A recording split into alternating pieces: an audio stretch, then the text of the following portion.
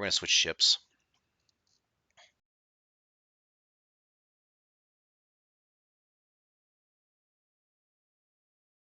You know what? If we get 9 out of the 10.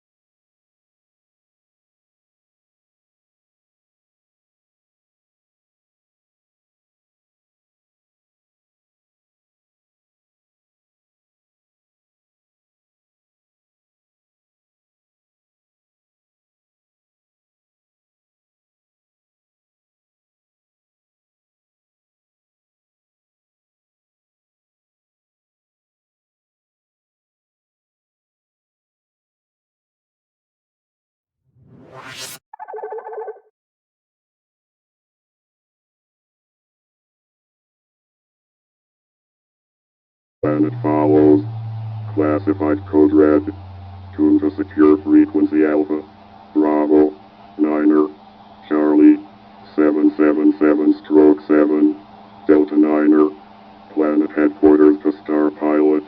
Regarding the Halley Project. Congratulations. You have been chosen from the best pilots in the solar system to compete for a spot on the Halley Project team. Your record indicates that you are an intelligent, resourceful, and skilled pilot. But those things are merely the beginning for a Halley pilot. To take part in the Halley Project, you also need courage, tenacity, and a detailed knowledge of the solar system. Unless you possess all these qualities, back down now. Warning. Reading the enclosed dossier will be interpreted as acceptance of this assignment. If you do not wish to take part, do not read the sealed Halley Project dossier. To participate in the Halley Project, you must complete 10 missions in our solar system. Each will be more difficult than the last. You will be required to visit various planetary and lunar bodies. You will be told your goals in flight. As you complete each leg of a mission, your next destination will be transmitted to you. Sometimes you will be told exactly where to go. Other times, the information will be little more than cryptic clues. To aid in your navigation, you will have whatever resources you bring with you, as well as the planet SSM, simple star map, showing the constellations of the zodiac. It isn't much, but it's better than nothing. All trainees will pilot the Mark V Hyperjump Trainer, air conditioning, cruise control, and tape player optional. Your ship is equipped with the latest hyperspace drive and long-range radar.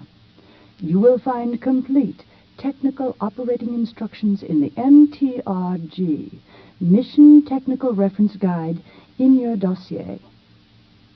Since different ships have different computers installed, please check the FIRC, Flight Instructions Reference Card, for detailed launch instructions for your particular vessel.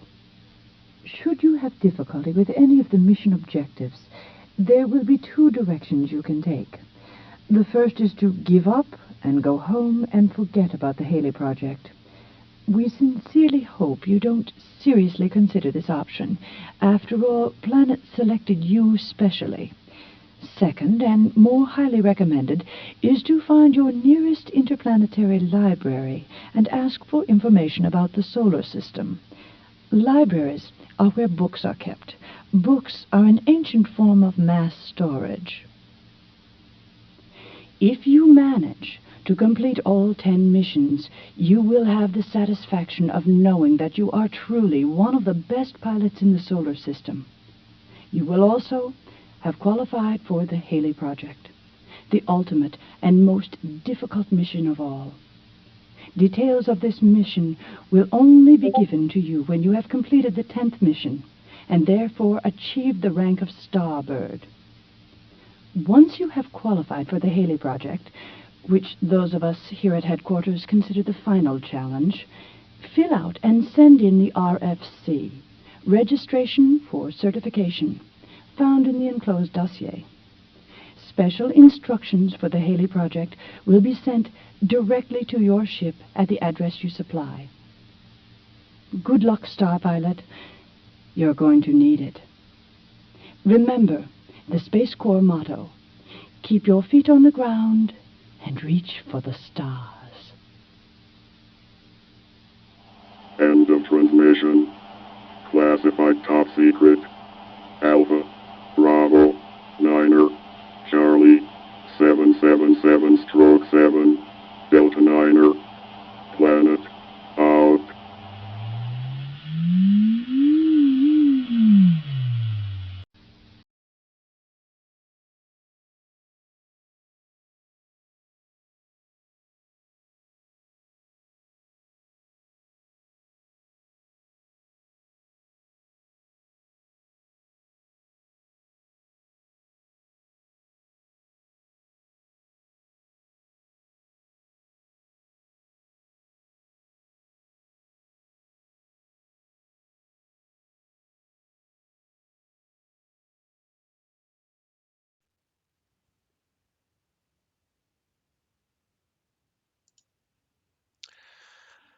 Hello and good evening, everybody. Figured I'd start tonight's stream off just a little bit differently to give you a little bit of an idea of what we're getting into tonight. 21st Century Jedi here, and what you've just listened to was the audio recording from the tape cassette, as you can see on my screen here. Uh, this was the tape cassette that was provided whenever you purchased the game, The Halley Project, a mission in our solar system by Mindscape. Uh, each package that the software came in was a combination of a binder, basically like a black binder, like you see here. This was the front and the back images that you saw on the packaging itself. Inside was the dossier, as they call it, which included the tape cassette, a lot of the instruction manuals, reference cards, and all the other things that they referenced in that audio recording there. Um, so as you can imagine, I mean that's a lot that they provided for a software game that was played on a computer system. Most of the time, when you played a computer game, you would get maybe a a diskette with or tape, depending on what media you got it in, and you would receive the instructions for that game, and that would be pretty much it. You might get it in a box, you might get it, in some sort of a sleeve or something. Sometimes they would provide you with things that would help with copy protection, like as I mentioned in the Pool of Radiance. They have the code wheels that you could turn to help decode some of these things.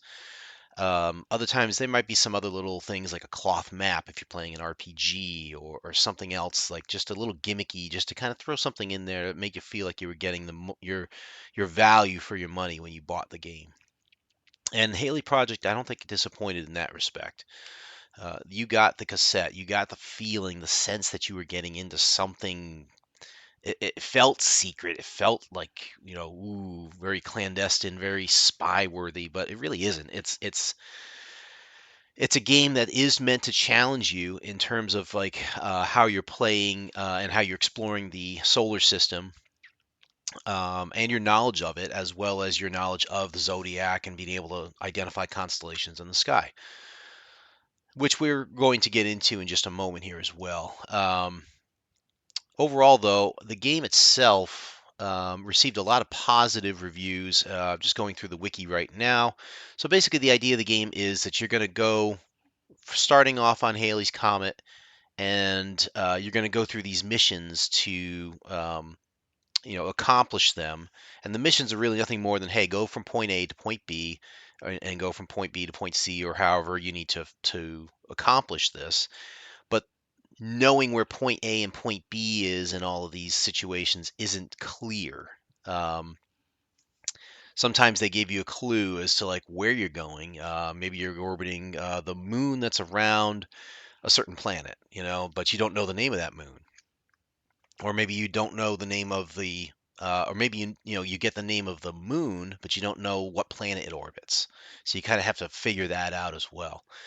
Um, Once you complete all 10 missions, then you get to go to the secret mission, which back in the day, as I mentioned here, um, you basically send away for the password is really what it boils down to. So you send your proof, your code, or whatever it is from the game. You send it to Mindscape at the time here, and you send it on a prepackaged postcard. And then you would receive a turnaround letter from the company that says, okay, do this to get to the secret mission. Now, as you can imagine, that weight of sending the postcard out and then having the return come back, I mean, it could be as much as like 5, 6 weeks, depending on how the postal system works at that time of day, or time of year, I should say. So that was the only real drawback that people kind of saw to this. But other than that, the accuracy and the sense of realism and the travel through, the parts of space that you're going through, um, all of that kind of makes for a good solar system explorer slash planetarium for you. Remember, this is from 19, I think 86 when it came out, 85. So you have to remember the whole world was like enthralled with the idea of Halley's Comet, the fact that it was coming close to Earth, and that we wouldn't see it for another 76 years. Um, and then, having something like a software program to play on a computer as a game to challenge us and to see how well we can do as individuals to explore our own solar system and to be able to not only do all that, but also even go to, as far as like being able to land on Halley's Comet. What a feeling that must have been, huh? So, again, this was produced by Mindscape. It did receive some positive reviews for it. It was, in my um, review of it, it is tough from the beginning. It's a little bit difficult to kind of wrap your head around what's going on with it, but once you get through it, once you kind of get the basics down and understand the controls and stuff, you can get better at it and you can do your missions quicker. If that really is a thing to you, really the goal for you at this point is just to be able to complete them. So I don't know if we're going to be able to get through all 10 tonight, but we're going to go as far as we can, and then if we have to, we'll do this on another stream. So let me go ahead and do some housekeeping here and clean up some of these images here. Let's hide these things. And then let's go ahead and load the game up. So I hope everybody is doing well tonight. Um, I'm doing all right, I guess. It's been an exhausting day, to say the least. It's also felt kind of like an exhausting weekend, really. Um, it's I don't want to go too much into my personal life, but I do want to say that like life at home it can be very draining sometimes. Um, as those who might be um, parents or grandparents to small children can kind of attest to. It's it can be a challenge to be able to keep up with them and to babysit and to monitor them a lot. So I'm finding it difficult in the evenings here to do these streams and have the energy that I want to have when I do them. Um, a lot of times I just feel like, when I get to this point, I'm like, all I want to do is just zone out a little bit. I don't even want to think about producing a stream, let alone at the quality I want. So anyway, this is kind of drowning my headphone out. You can see here your standard intro, like Julio, join the Halley Project type of thing. So let y'all read that.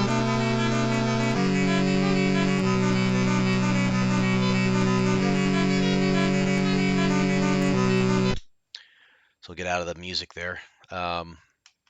So that's your little intro screen. You come back to that after every mission. I did start one here just to test it out a little bit and kind of refamiliarize myself with the controls so I wouldn't feel like a total dweeb with this. But what I'm going to do here is I'm going to go through the Raven mission again, just so that we can kind of start from scratch and work our way up. Okay, so there are 10 missions that you can do, and then there's, of course, the secret 11th mission on the starboard level. Think of these missions as levels, basically. Raven is the easiest, and Starboard's the hardest.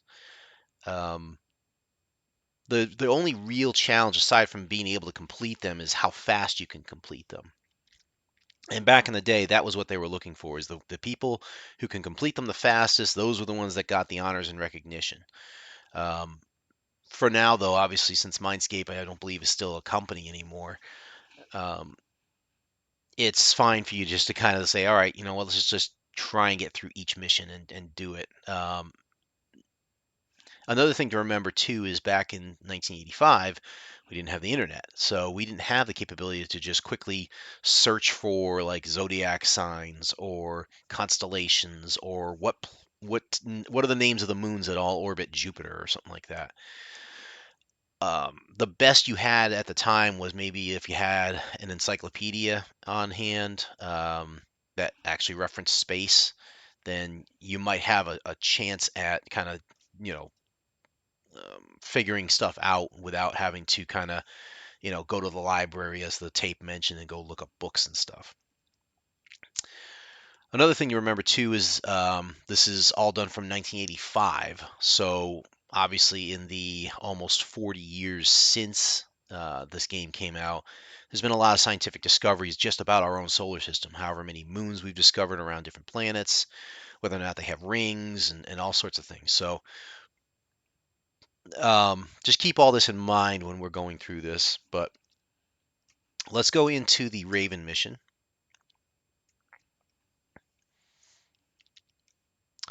All right, so as you can see, I just gave myself a code name of Ranger because I couldn't put in my actual name of 21st Century Jedi.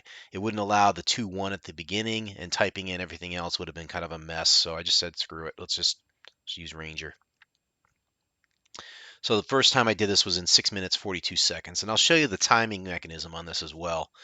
So it says our first destination is Earth. We press any key to depart, and we blast off from Halley's Comet. Here we go. Now notice there's a timer there, and you hear the ticking of that timer. That's what's actually tracking you. Okay, so we're going to let it pull back a little bit so you can see Halley's Comet.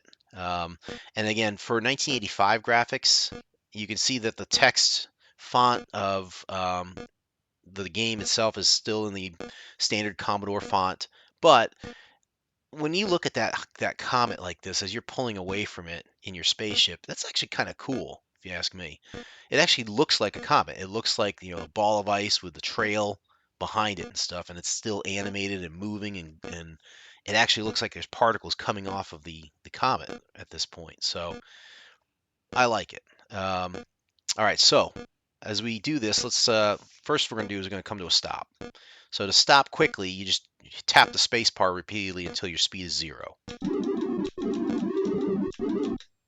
Okay.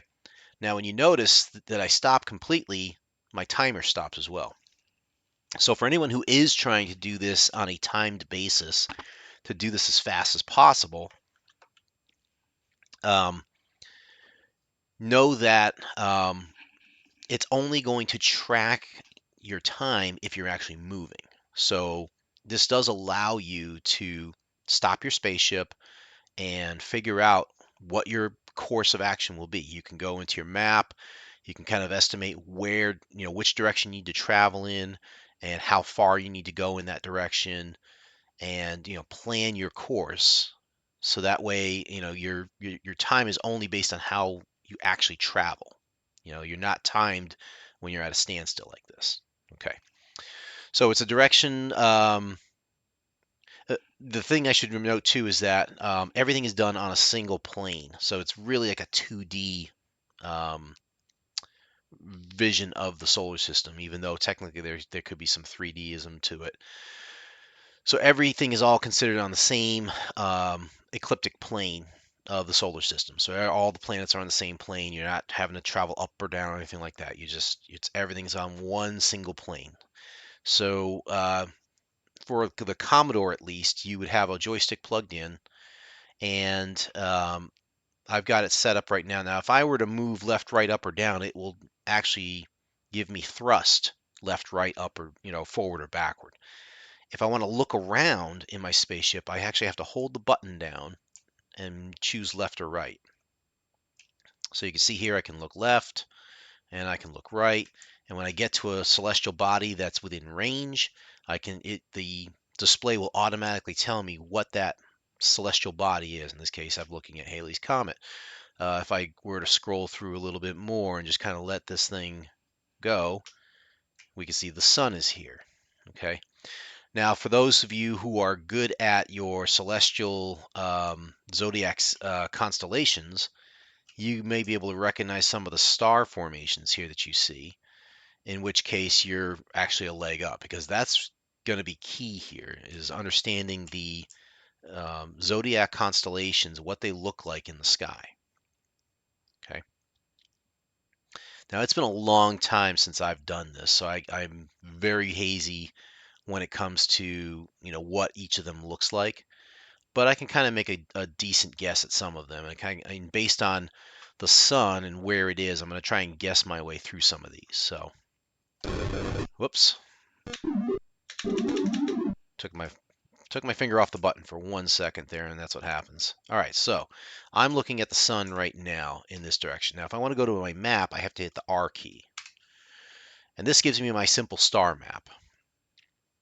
Now, if I move the joystick up or down, it changes the range in which I'm looking at. So right now I'm looking at a radius of approximately 710 million kilometers. If I push up, it changes the radius down to about 50 million kilometers. Okay. If you can just catch it on the screen here, the center green dot is who I am. It's my spaceship. There's a little blinking pixel that's right below my green dot. That is Halley's Comet. Okay, so anytime I see the blinking pixel on my screen here, I know that's where Halley's Comet is.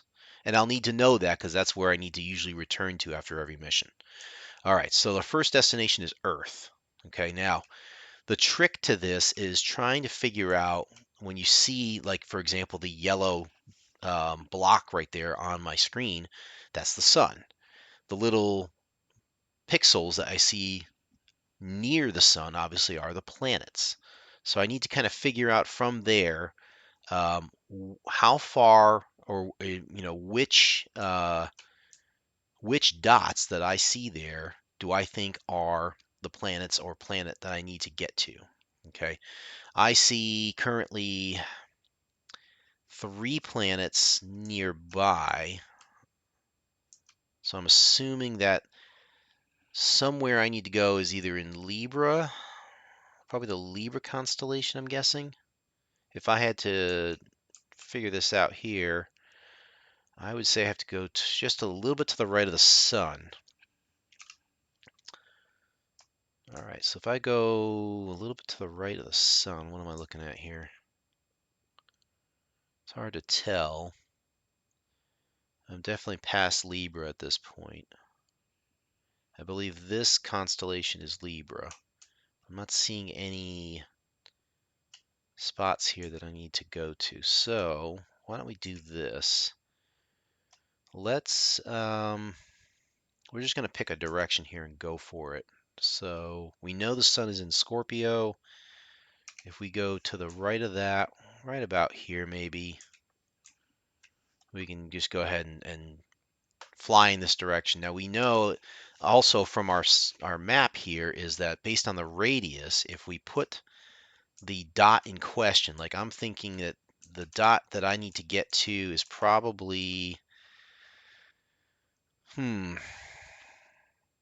want to say that this is the dot here. If I scroll this out and I put this little dot near Libra on the bottom left-hand corner here, I don't know if you can see this. This is the pixel I'm looking at. That is what I think is Earth.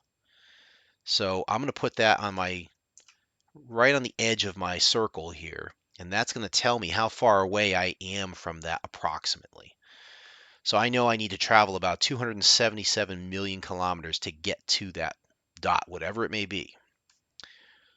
Knowing that, I'm going to just kind of go forward and launch my ship, forward. Now, as I put thrust into this, once I reach the speed of, I think it's the speed of light, they said, which is I think around 300,000 kilometers per second, that's when the hyperspace kicks in and you'll see a whole different thing come up.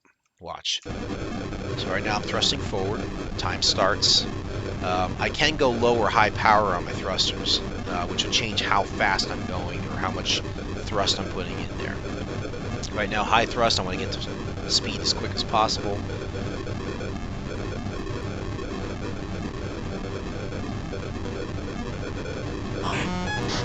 Now, once I reach 250,000 kilometers per second, I get this funky music going on in the background. That's telling me, hey, you're getting close to jumping into hyperspace. And when we do that, now with the screen flashes, now travel a whole lot of space. Ready? So I hit the space bar if I want to stop, and that'll stop us instantly. All right, so let's see. We might have overshot it a little bit. I think we might have gone to the left of it, but it looks like whatever it is that I went towards, it is in the Cancer constellation, and it's probably going to be to the right of me. and it's less than 50 million kilometers away. So let's see if we can find out what that is. We might not be close enough to it, but we might at least see a piece of evidence of it, like there. There's a little, you can see this little dashed line right here. It's just a little bit bigger than the other stars. That kind of indicates to me that it's probably a planet. So I want to probably head towards that really quickly.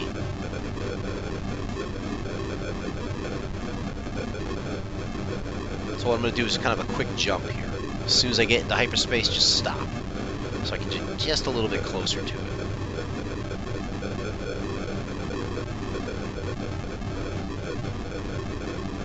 Get ready.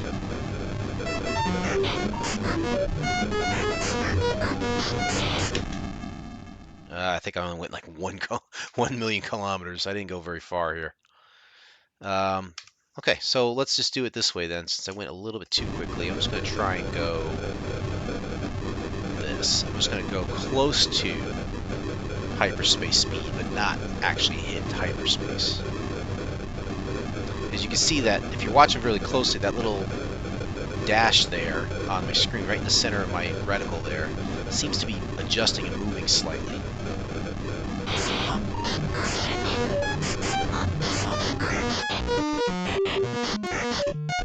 So I'm going about as fast as I can possibly go without jumping in hyperspace.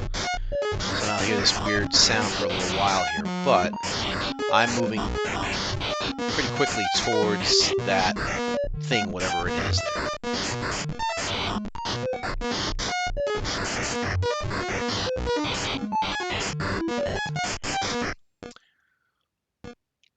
So I can see that I'm moving closer to it. Let's just see what it actually is.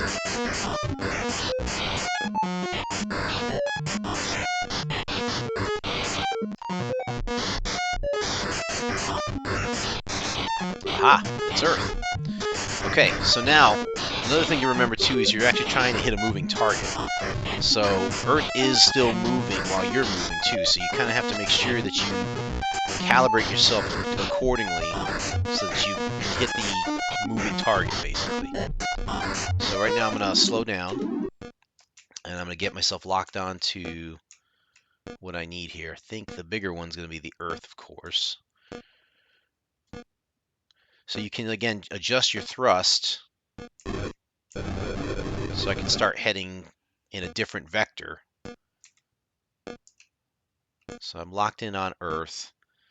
I don't want to run into it. I don't want to crash because that will penalize me. So I want to try and slow down. Once we get within 100,000 kilometers, then we can start looking for the landing spot. That's the other trick to this. Now we get a different music that where it says, hey, we're within 100,000 kilometers, and now we are going to look for the landing zone. And all we do here is we just want to try and orbit the body of, whatever it is that we're doing here, while looking at the body itself.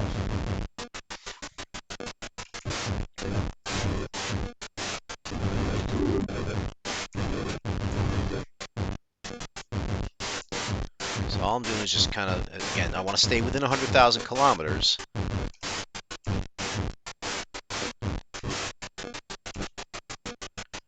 We're just going to keep going around until we get close enough. We'll find that landing spot, and then all we need to do is hit the A for auto land.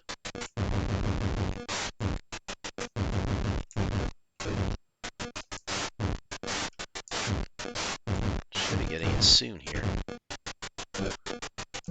There we go. That little boop, boop, boop sound, that tells us we found it. Now we're just going to let the landing system engage. Land.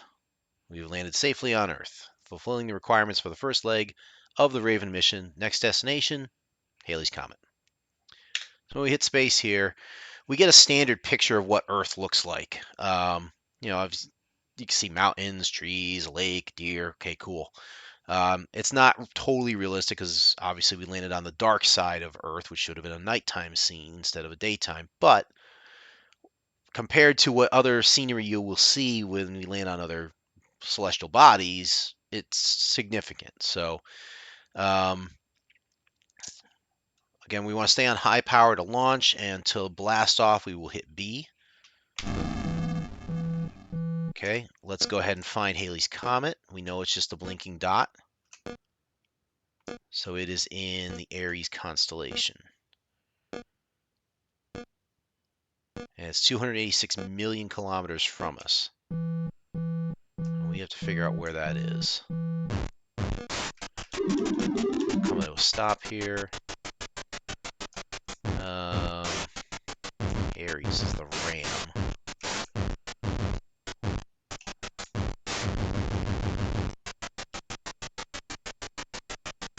Let's see if we can figure it out within reference to the sun, and then maybe we can kind of guess from there.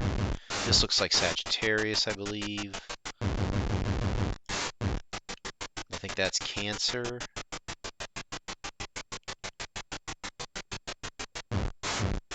This might be Taurus. So I think this might be Aries. I'm guessing this might be it right here. So let's go for it and say full blast. We said 286 million kilometers. So I want to try and stop at around 250, 260 if I can. That's the trick. Stopping as close as you can to that celestial body before you overshoot it.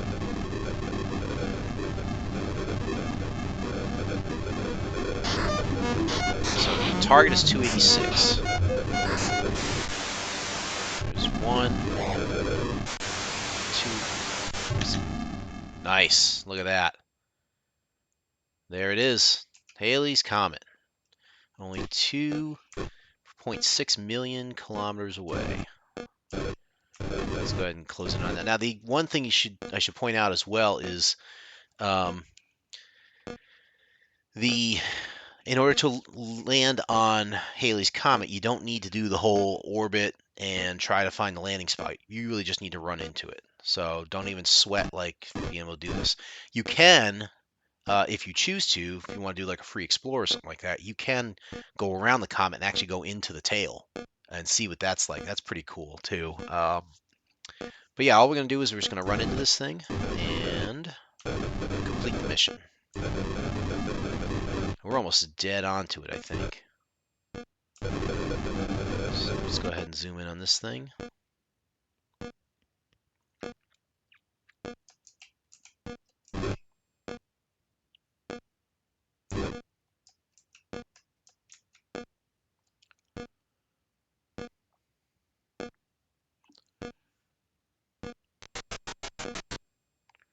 We have landed safely, completing all the requirements for the Raven mission in a time of 6 minutes, 2 seconds.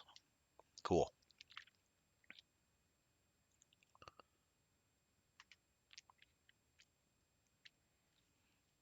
So right now I'm just waiting for the disk to load up. It's going to take me back to that intro screen with the music when I hit this key. So let's just skip past that. And now we will go ahead and pick up where we left off. And now we can go on to the Shrike mission, which is mission number 2. We'll go see how we do here. Any planet with no moons. So now again, if you care about time, you might try and figure out what the closest or easiest planet is to get to that has no moons. The best one that I can think of is either Mercury or Venus. So let's see if we can pick that out. We'll go ahead and come to a stop, and so we can see that the closest body to the sun is right there, that little pixel right up there. So we're going to go ahead and aim for that. We'll go for Mercury. It's in Scorpio, right with the sun. And it should be about 291 million kilometers. And I don't know where. We'll have to look to see where we are in relation to that. We might need to back away from the comet a little bit more to see better. So we're not picking up the sun yet. But let's try.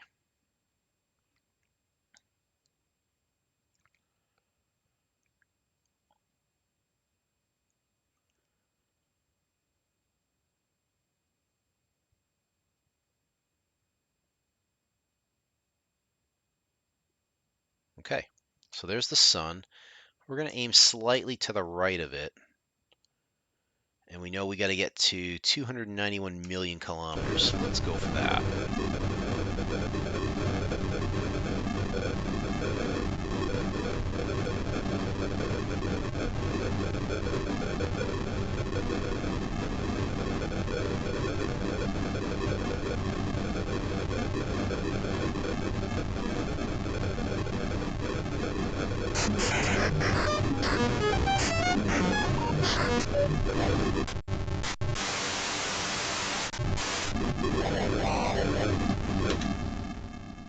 All right, I think I did pretty good there.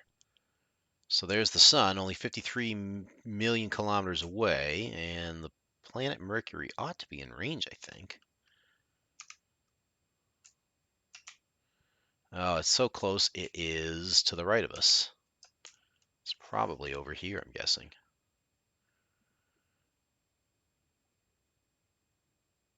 We have to be really, really close to it, I'm thinking.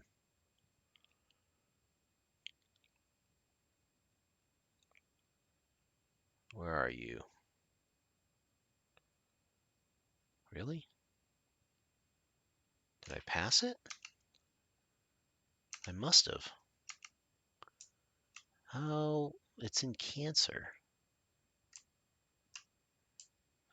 We must have passed it, because I know Cancer's over here. Because this is Taurus. And then Gemini. And Cancer kind of looks like this, I believe. I'm guessing it's one of these. Let's just head towards this one then. I'm so close to it, I ought to be able to pick it up by now. It's strange.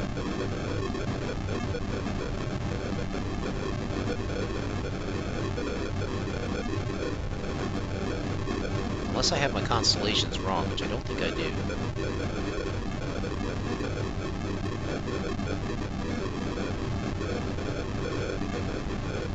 There you are. Okay, now remember, Mercury's a small planet, it moves pretty quickly, so we're going to want to try and time our landing just correctly here. You don't want to overshoot too much.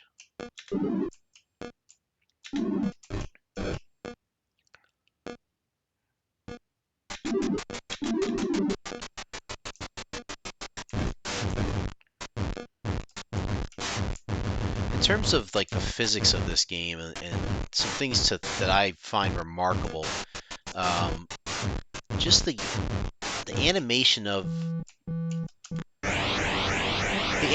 planetary body itself, the sphere, and the way they used the Commodore graphics at the time to move it and animate it. So we've landed on Mercury, which fulfills the requirements, so it's a planet with no moons. Now we have to go to Halley's Comet. And now you can see what Mercury might look like from the surface. Obviously, this thing ignores things like, the fact that a spaceship probably can't land on the planet Mercury without burning up unless you were really, really prepared for it or something. So, but again, going back to my point is I'm amazed at the way that it's able to animate the bodies, and as you're moving and it figures out the vector of your spaceship and how fast you're traveling, and it's able to kind of appropriately move the planet in reference to you so that it does feel like you're going faster or slower around the planet or away from the planet or towards the planet. Um, the other part that I find amazing too is that it's able to not only calculate um, reasonably good references in terms of distances between planets and bodies like that, but it's also able to calculate that rather quickly. Remember, this is only like a computer that can do, was it 1 hertz, I think, at the time, or maybe 4 hertz at best in terms of clock speed. I mean, we're not dealing with megahertz here, gigahertz. It's hertz, And the fact that it's able to calculate these things and keep it moving quickly, I think it's a good job by the programmers, even if it's not totally 100% accurate. The fact that they were able to do this so easily and able to keep everything kind of smooth running while seemingly, accurate, I think it's a good job on their part. So let's see which constellation do we need to go to? Taurus, right?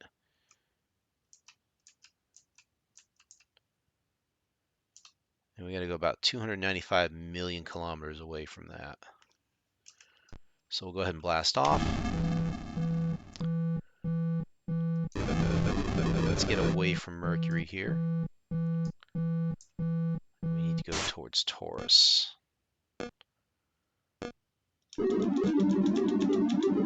Come to a stop. There's Cancer. And this should be Gemini. And then Taurus is over here, and this should be Halley's Comet right here. And we said 295 million kilometers, so we'll go to about 270, maybe 280 if we can pull it off.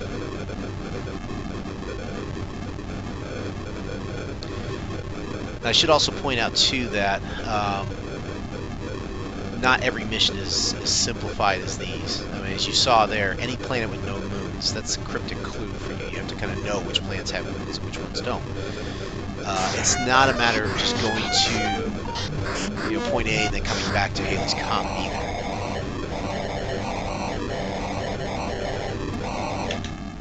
It's about, sometimes you may have multi-stages going on here, like go to point A, then go to point B, then go to point C. Oh, then go to Halley's Comet. So they will challenge you with the cryptic clues and, what you know and what you don't know about your solar system. So um, overall, I'm impressed with this game for 1985 standards. The only other game that I've seen that rivals this in terms of scientific and educational value along with entertainment, at least at this level for an astronomer or the fan of astronomy or things like that. There was a game called, I think it was called Skyview, um, and it was for the Commodore. It was one of the very earliest planetarium programs that you could get for the computers back then. And it allowed you to do what you could do with your smartphone today, basically, which is you can kind of calculate or figure out where the celestial bodies are up in the sky as you're looking at them. You'd figure out your latitude and longitude, I believe, and you could figure out what the objects were in the sky that you were looking at. And maybe I will bring that one up one day as another one. In fact, I'm going to note that one down right now. I think it's called Skyview. C64. I think it was called Skyview. I gotta go back and look now. It's either Skyview or Starview or something. It was very, very two-syllable short name to it, but it was cool because again, if you're a fan of astronomy and you're back in the 80s and stuff, and you didn't have like a lot of resources at your disposal unless you went to the library, having that was handy, because you could kind of figure out where things were in the night sky, use your, Skyview program to kind of figure it out, and then go outside and take a look, and then set up your telescope or whatever, right? Anyway, let's see if I can take you within the tail here. I'm going to try and briefly go through it before I land on it. Just so you can kind of get an idea of what this game was doing here. I'll give it a little bit of a side thrust here and take us right through. You can see that tail is rather long. And here we go, going through. Oh, well, we landed on it. I'm sorry. I was trying to go through the tail, but I guess I got too close to it. So it thought I landed on the comet. So that's good. I know you can do it, though. You can actually go through the tail and set it up right if you really want to. 2 minutes, 23 seconds. Not bad.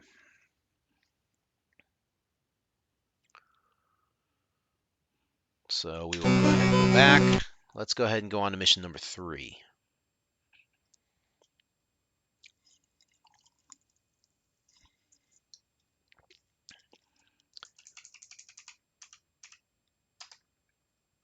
Vulture. Let's do it. Let's see what our first clue is. Any moon with an atmosphere, huh? Great one. Does our moon have an atmosphere? I don't think it does. Excuse me. Um, I'm pretty sure that we're looking at moons near Jupiter or Saturn for this. So Titan, maybe, or Ganymede, I'm thinking. So let's go ahead and see if we can be correct on these or not. I'm going to try and do this without actually trying to look this stuff up, because I feel it's more in the spirit of what we would have done back in the 80s here. All right, let's get a little bit of distance from Halley.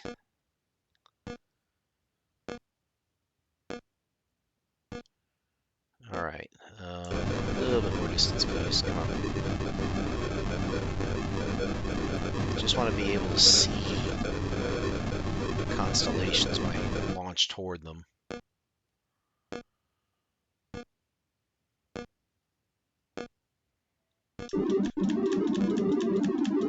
All right, now let's go ahead and try and figure out planets near.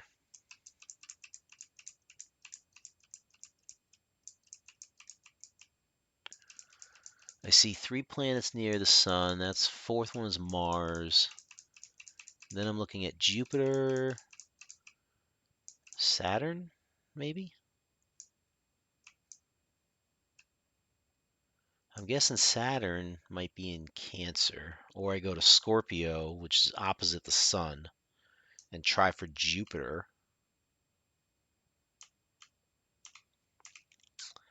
Let's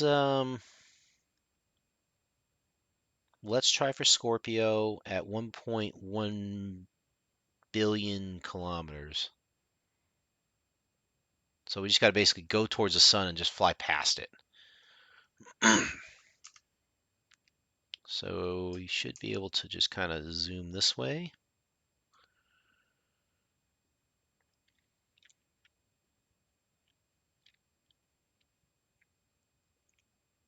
There's Taurus. I got to go all the way around. Gemini. There's Cancer.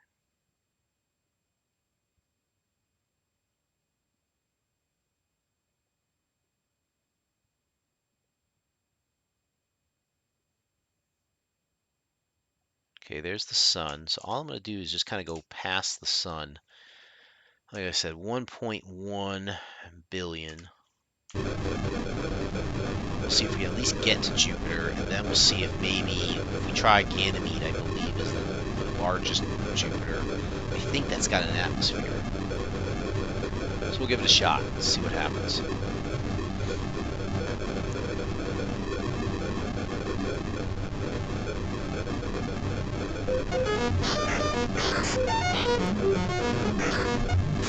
Here we go.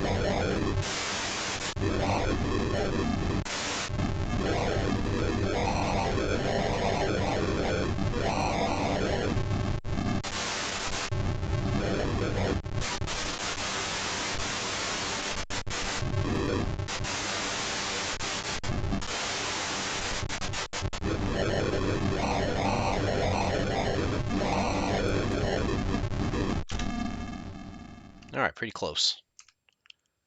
So let's see what's nearby. I see there's something nearby. It's in Sagittarius. It's less than 50 million kilometers away. So we'll head towards that. Where are you? Oh, here we go. We have Jupiter. Okay, great. And we see some stuff around Jupiter right now. Those are probably some of the moons. So we want to try and get closer to them and identify one of those moons. Try to land on it.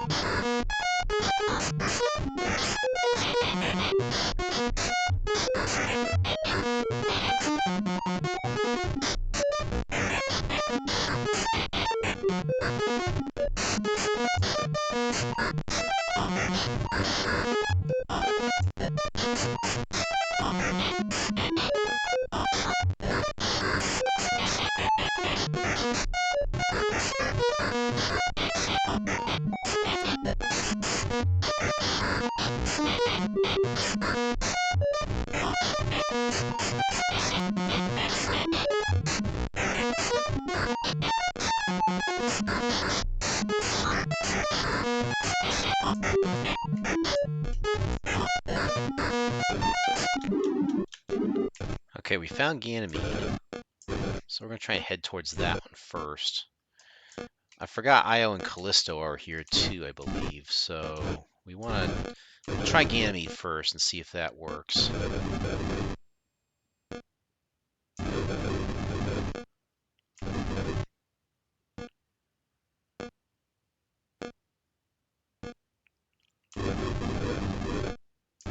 Again, we're not worried about speed so much as about just accuracy. Just get to the place and then see what happens from there. Remember, we got to get within 100,000 kilometers, orbit it, figure out where the landing spot is. Whoa, got too close there. Spacebar is your friend in this game. You can see it's moving away from us right now as we speak, so we want to try and, whoa, try and get a good vector on this thing while finding the landing zone.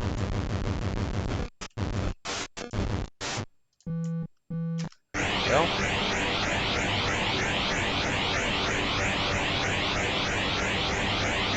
Now, obviously, the coloring is a little bit different from real life. You landed safely on Ganymede, which does not fulfill the requirements for the first leg of the Vulture mission. Your goal is still to land on any moon with an atmosphere. So we didn't succeed in this one, but we did land on Ganymede. And you can see what Ganymede looks like. Here it is. All right, so where do we go now? Do we go straight to Saturn? Because I'm pretty sure Titan has an atmosphere. I thought Ganymede would, but I guess I was wrong there. Io, Callisto. I don't know. I mean, from here, it might be a little bit difficult to chart a course to Saturn, but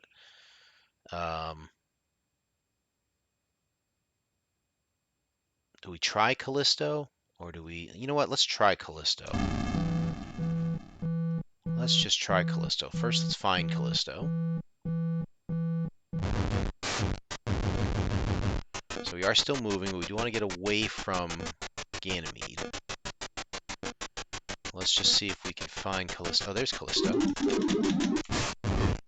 Must be the dark side of it here.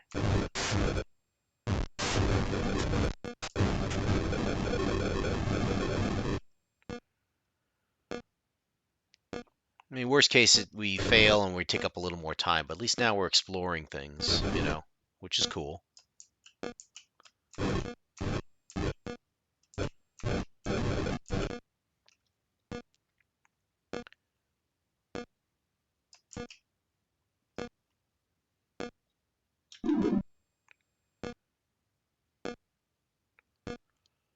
Let's see if we can find a good landing spot for Callisto.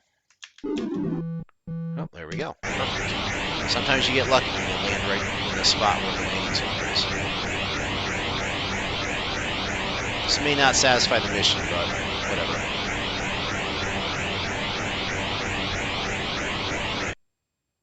Nope. Okay, let's try and find Saturn then. That's the one I know. Should be okay. Let's see. So there is 4 planets near the sun. That's Mercury, Venus, Earth, Mars. Saturn is probably in Gemini, and it's a long way away. I believe that's correct. The rest of these are going to be Uranus, Neptune, and Pluto. So I'm going to guess in Gemini, there's the place I need to go to. 1843.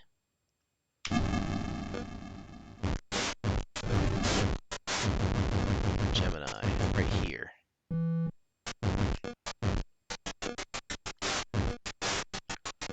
Can't quite see it, but we will take a shot at it.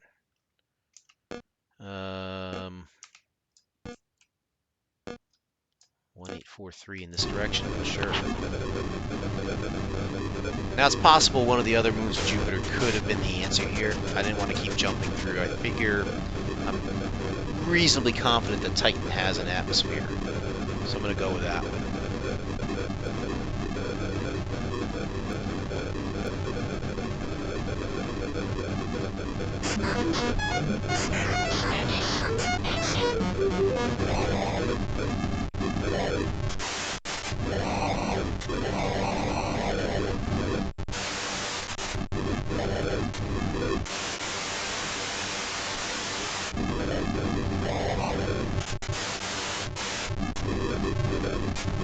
I apologize if this is giving anybody any type of seizures or anything like that. I did not intend to.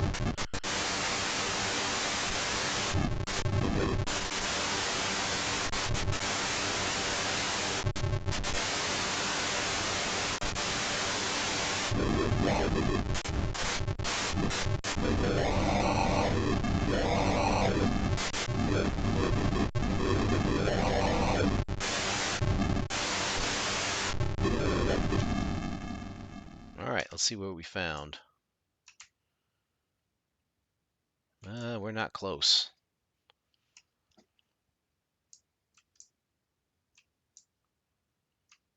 We are not close at all. We didn't overshoot it. We know that those four are there. I think it's in Virgo now. Yeah, we probably just shot off to the side just a little bit. Wow, 812 million kilometers though? Well, let's go to it. In Virgo.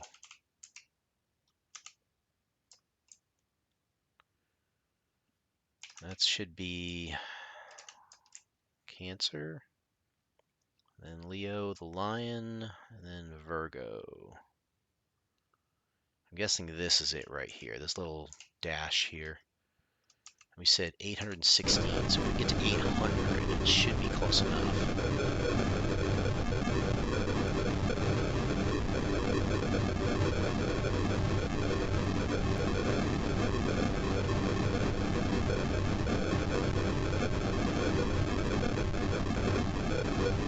I'm going to launch this, do a quick BRB, and grab something to drink, and then come back into this. So, we'll be right back.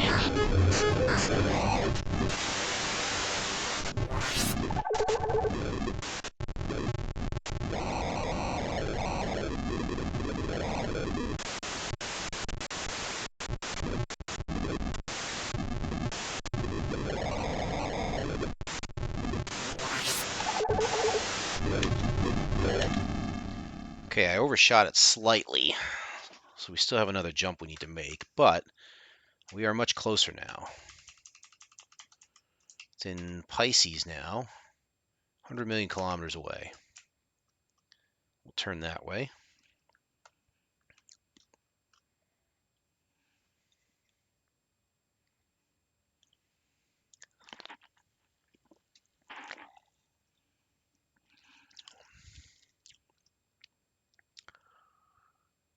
It should be right here.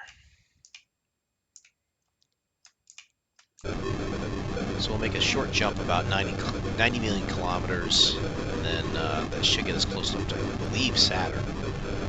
And then from there, we'll start exploring those moons.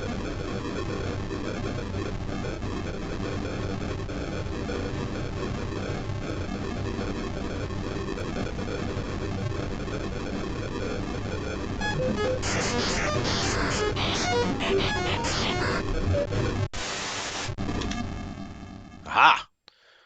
Not only did we find Saturn, we found Titan, which is what I was looking for.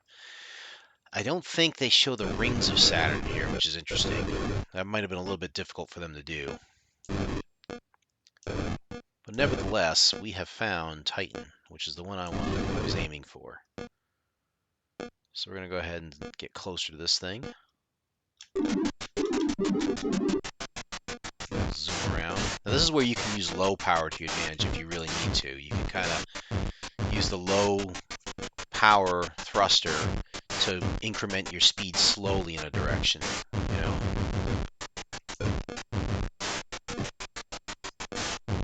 go around this thing until we find it.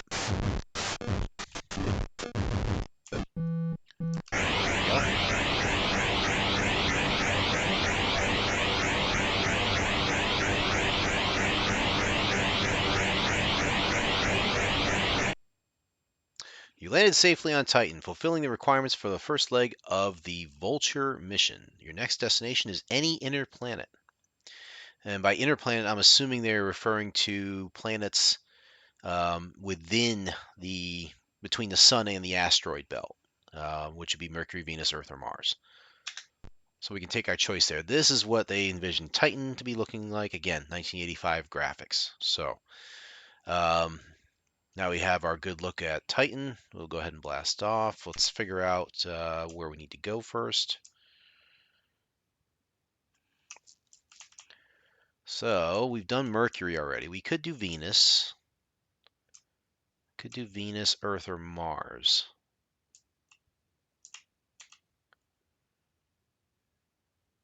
We've done Earth already, so let's go for either Venus or Mars. I'm guessing it's hard to tell from the map here where Venus and Earth are in relation to each other, so we could be off there, but we can pretty much guess that Mars is in the Sagittarius constellation at 1863 in terms of millions of kilometers.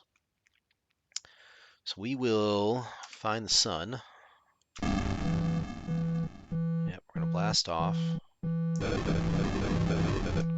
Get away from this. We are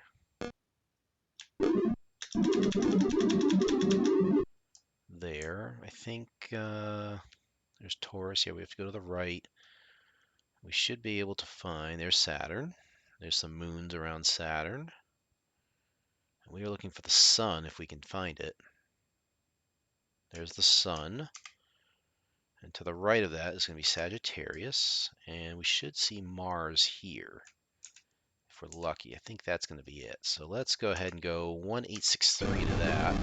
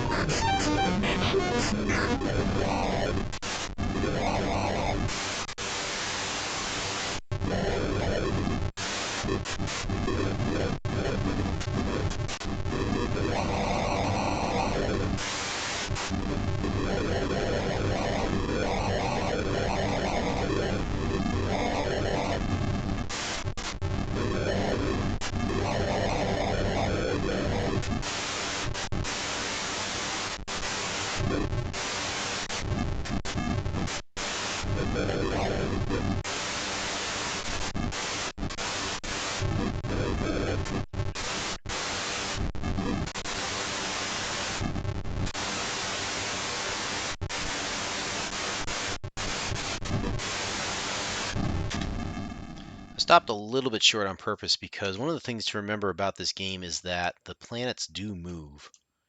So you kind of have to figure out, like, once you travel in a direction, all of the planetary bodies are moving around you so that by the time you get to where you're going, the targets move. So you have to kind of readjust. I believe, looking at the map here, that Mars... Well, we can aim for Venus, it looks like. Now we can see it. But we're basically looking for the furthest to the right of the sun in Taurus.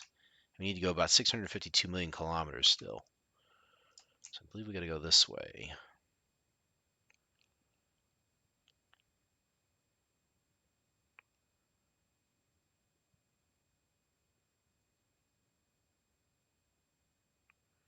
Yeah, there's the sun.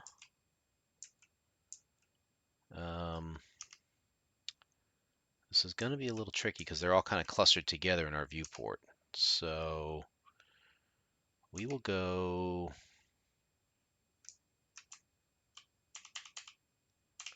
646 million kilometers roughly.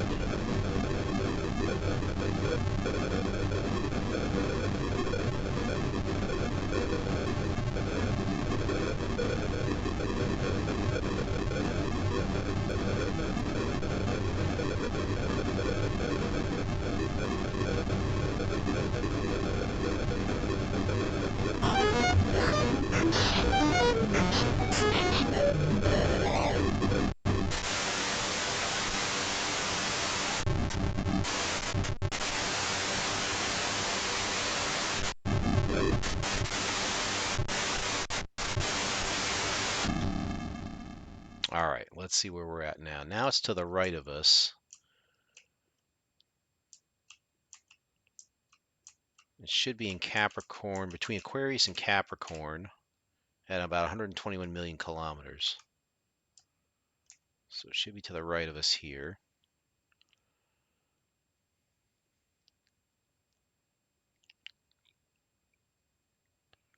Guessing it's this right here, maybe? There are no other planets in that direction, so it's got to be this. And we got to go about 119 million kilometers.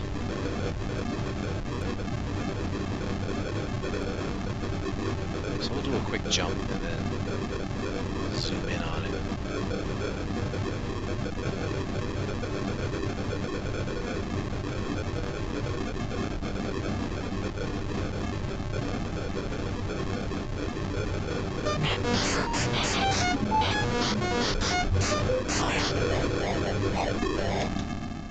There we go. Look at that. We are close. Should be right here. Shouldn't be very far from it at all. Where are you, Mars? This can't be right. I should be right on top of it, for crying out loud.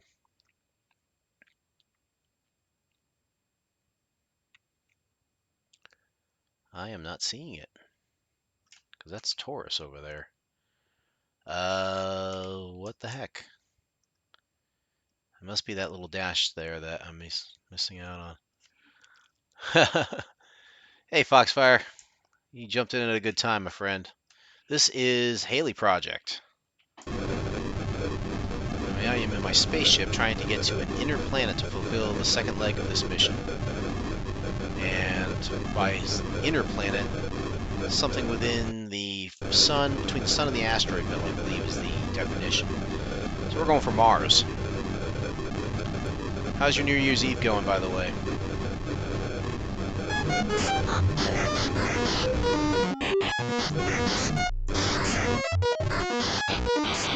And in case you're wondering, that sound that you're hearing is us about to approach hyperspace, which we don't want to do right now.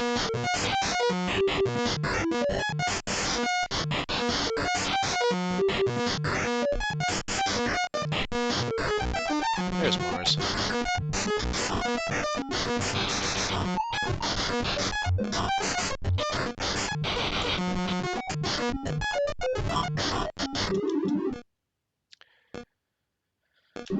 So to catch you up on this, I need to actually get within 100,000 kilometers of the planet.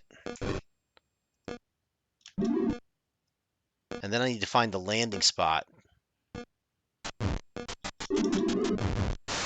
So I can kind of orbit the planet a little bit here.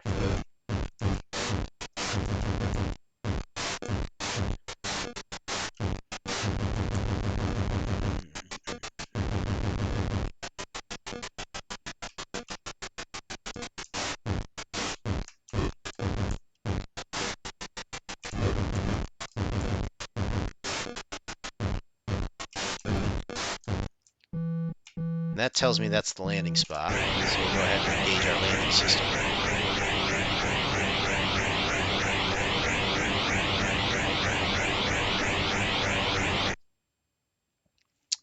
So we have fulfilled the second leg of the mission. Now we get to go to Halley's Comet. And this is what Mars looks like, at least according to 1985 graphics.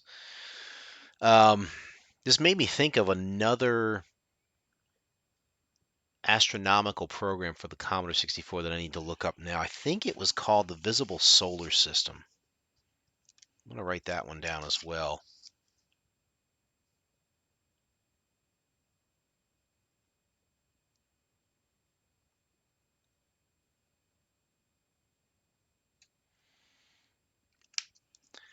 I remember that one being a cartridge when I first bought it.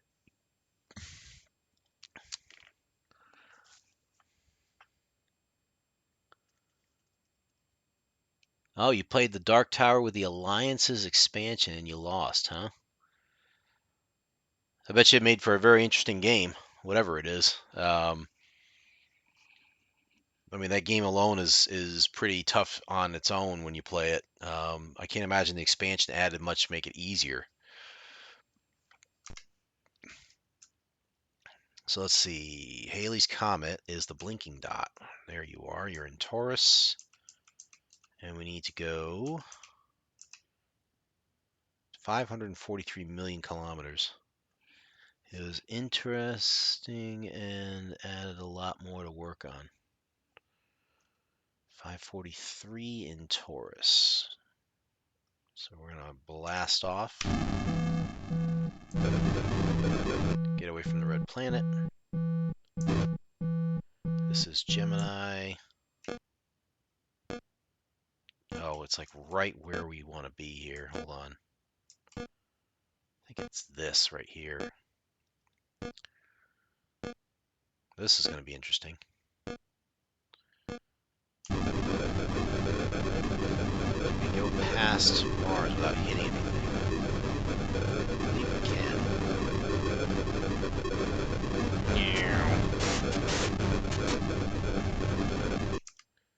And we need to go straight on through.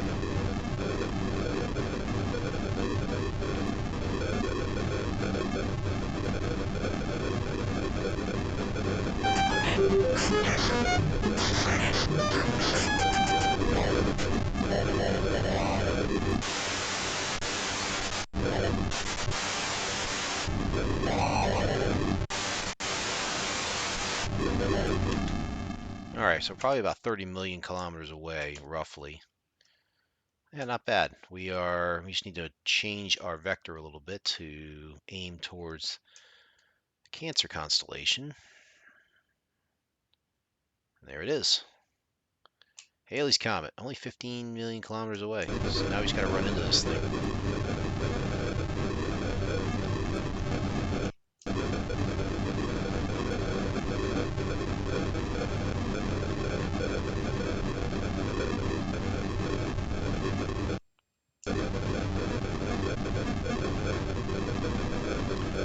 I think for our sanity, we're going to keep it under 250,000 kilometers a second, so we don't have to hear that crazy music. I'll take the time hit on this.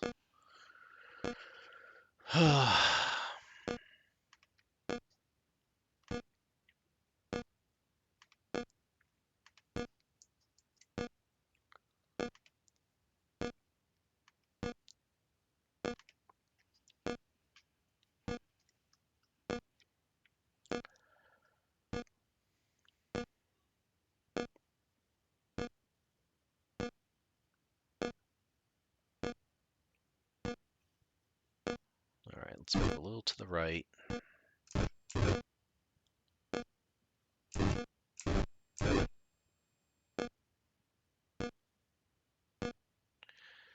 And like I was commenting before, I think the graphics for 1985 to show a comet like this is pretty cool. I really like it. Smash into that, boom. Cool, Vulture mission done.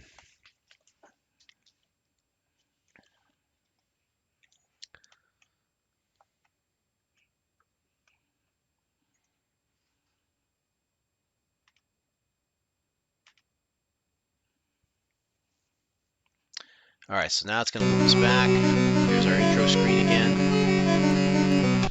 Get rid of that crazy sound there. So I think I've got time for at least one more mission tonight. We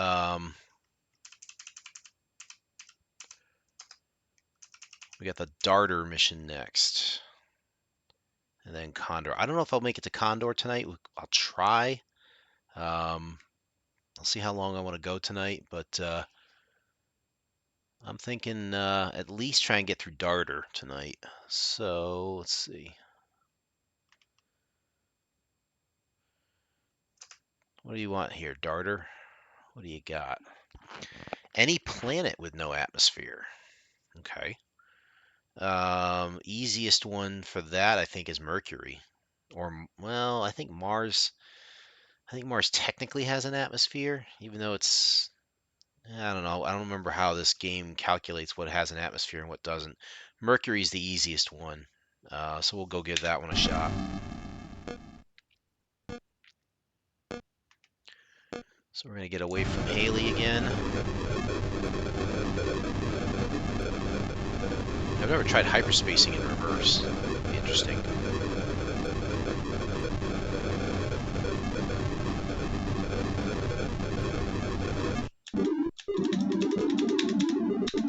Okay, let's take a look. What is the closest dot to the sun? That's got to be you. I'm looking at this dot right here, because that's the sun. That's probably Mercury. That's probably Venus. And there's Earth and Mars. So let's go for Mercury. Just to the right of the sun, 312 million kilometers. I think you got to go this way.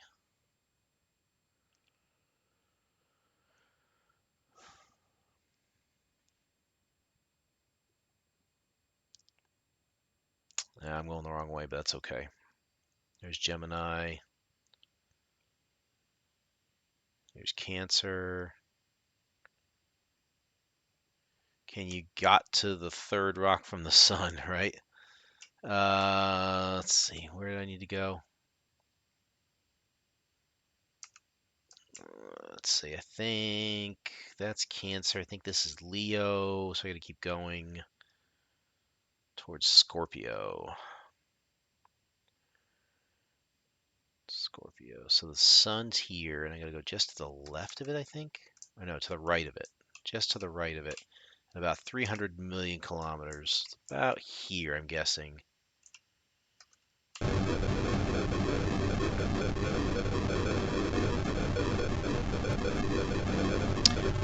I don't know if they ever did this or not. I guess they didn't, but it would be really cool if they put it in an Easter egg, like if you could somehow hyperspace to like the Voyager 1 and the Voyager 2 aircraft, spacecraft.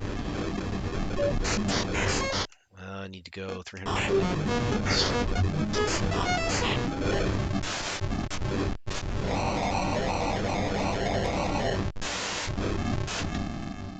All right, we should be pretty close.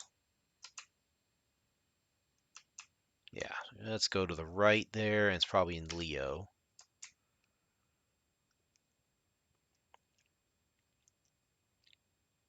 I know when you play Elite Dangerous, is that it? That might be it.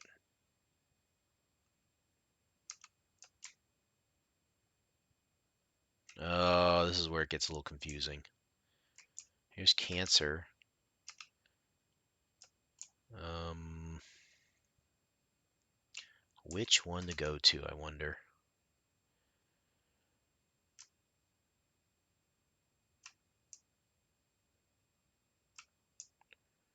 Yeah, it looks like in Cancer there's two of them that are lined up. It's probably like Saturn and Uranus or something.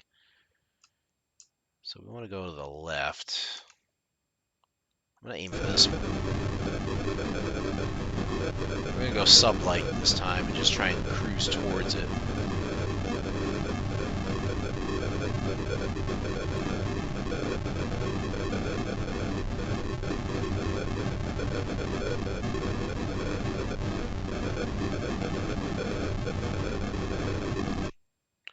So at this rate, I'll cover 1,000,000 kilometers every 4 seconds. Not a big deal. We are heading in the right direction. You should go ludicrous speed. Cross her nose, not up it.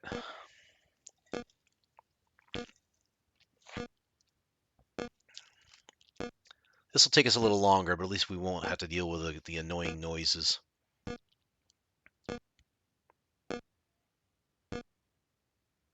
So as I was saying, in Elite Dangerous, I know you can actually find Voyager 1, I think Voyager 2 in there as well.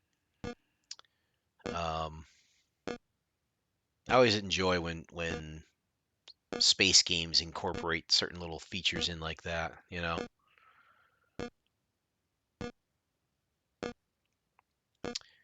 We getting closer? Yep. We are slowly getting closer. It's probably about 15 million kilometers away, but we are definitely getting in the right direction.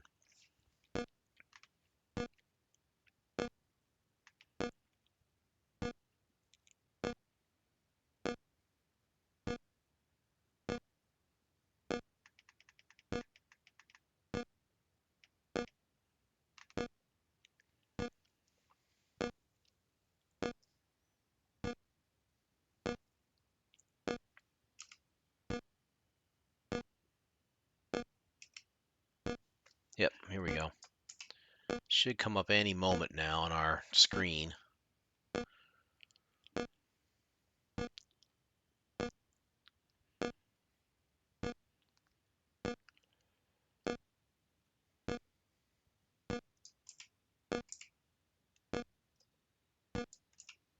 There we go. So now all we need to do is kind of get to this planet and run into it just by finding the right landing zone. There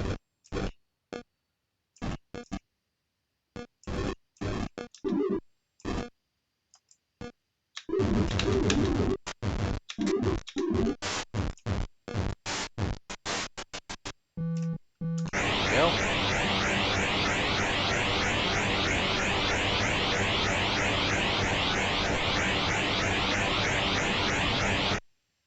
Now we fulfill the requirements of the first leg of the Darter mission. Next destination is any moon of Jupiter. Now that's an easy one, right? All you gotta do is get to Jupiter, find the moon, land on it, right? So, take a look at Mercury again, the white hot surface.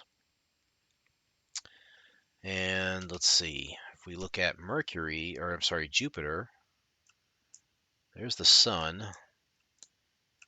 We're at Mercury, so you see Venus, Earth, and Mars are near us with Halley's Comet. That one that's coming out of Cancer right there should be Jupiter. Then Saturn, Uranus, Neptune, and Pluto. So we're going to aim towards the Cancer constellation, roughly 700 million kilometers.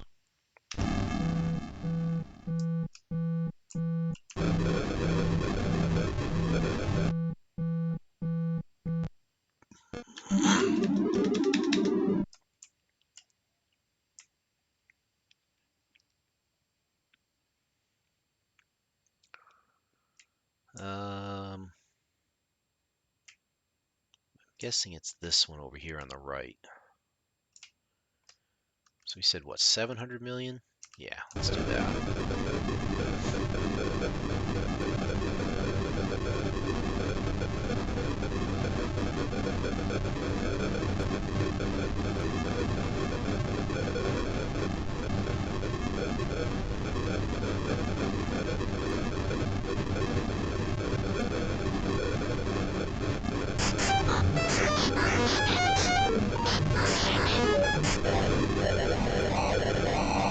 If this gives you a seizure, I apologize.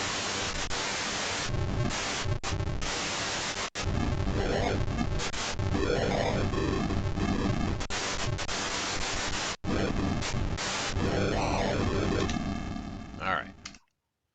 Oh, we are close to this. That's good. So Jupiter really ought to be just off to our right here. There it is. And we just gotta aim for a moon.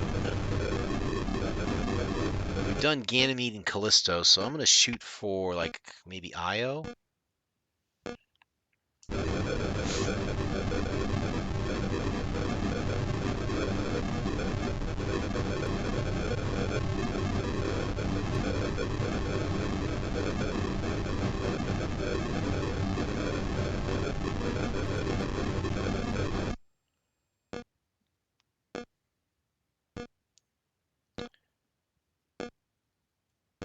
Thank you. You too, you as well, Foxfire. I will be staying up, but I probably will not stream into the new year. I don't think, unless I'm like crazy and get into this game here. I might go a little past my normal time, but I don't know if I'm going to stream all the way up into New Year's tonight. As I was mentioning earlier into the stream, I've just been like exhausted lately. What do I got here? There's Callisto, Ganymede. I want to go to these. Io. There we go. What? How did I crash on Callisto?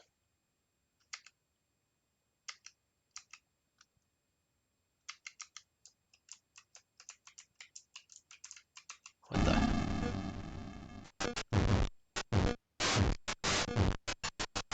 That was weird. I'm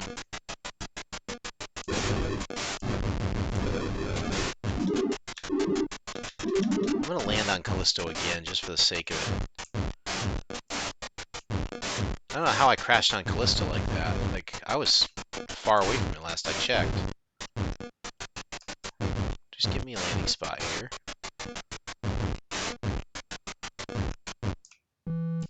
Alright. Let's see if that fulfilled the mission leg.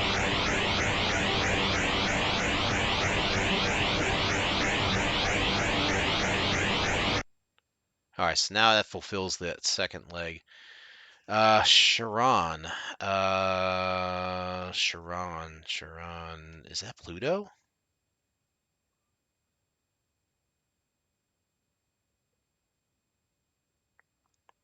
Charon is, it's a moon of one of the planets. I'm pretty sure it's not Jupiter or Saturn. I'm sure it's not Mars, 'cause I think Mars is Phobos and Deimos.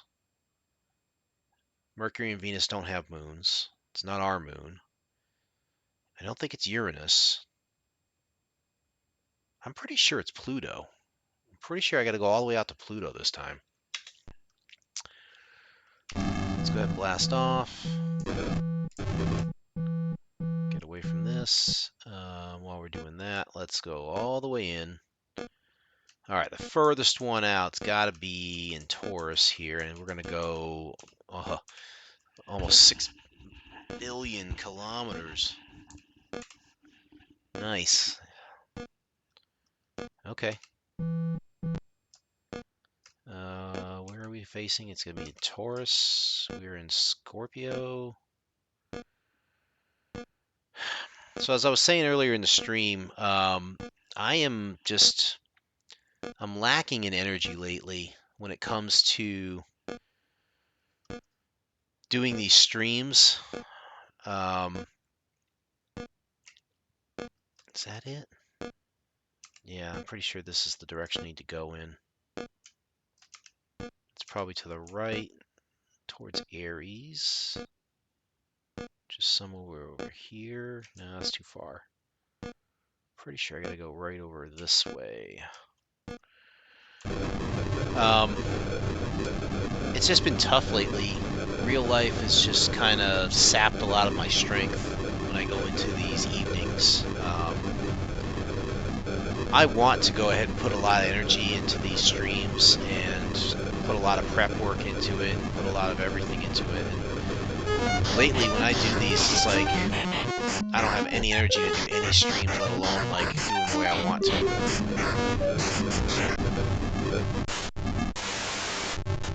Oh, this could take a while. So that's been the conundrum I'm facing right now. Is I'm getting to the point where I don't even want to do streams anymore until my personal life kind of settles down a bit.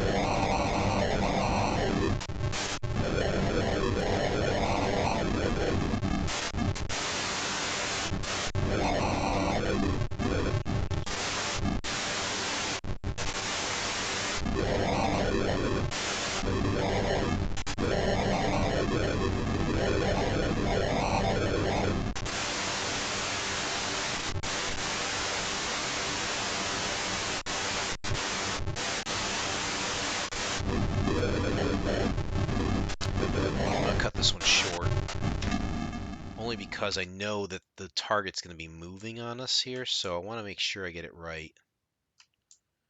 Yeah, it's still in Taurus. About 4 million kilometers. Or billion, I should say. I know that's Taurus, and I don't see any sign of Pluto here yet, so I'm going to continue to go in this direction.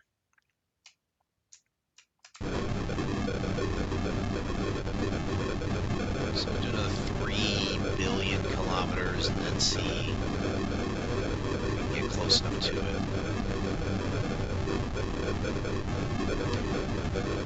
I don't know. I think at this point I'm kind of taking it day to day as to whether or not I even do streams right now.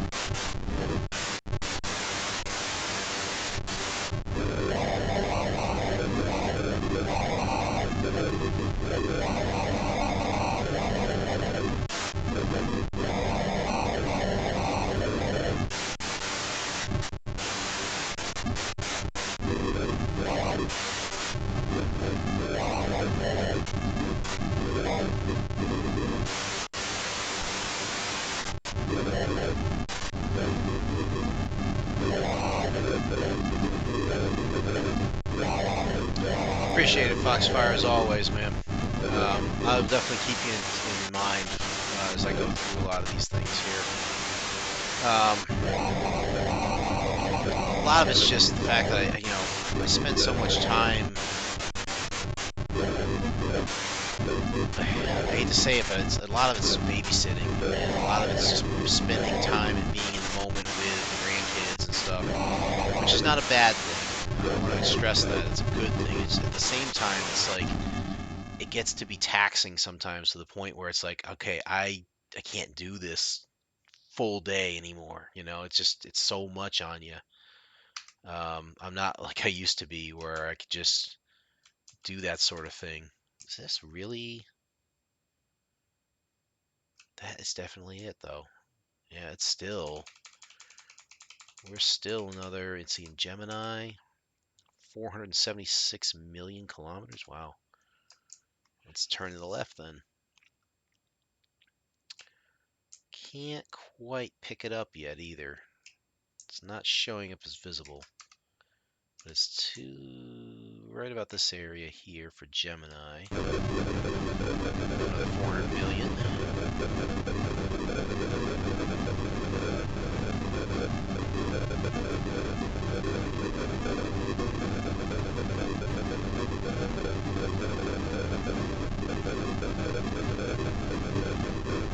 What's strange is I should be in a really good mood tonight. The Cowboys won yesterday. The Eagles lost, so now the Cowboys are in control of their destiny in terms of the division.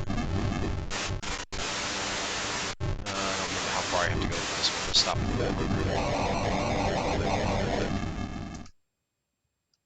400. Alright, so we're not far away. 164 million kilometers in Leo.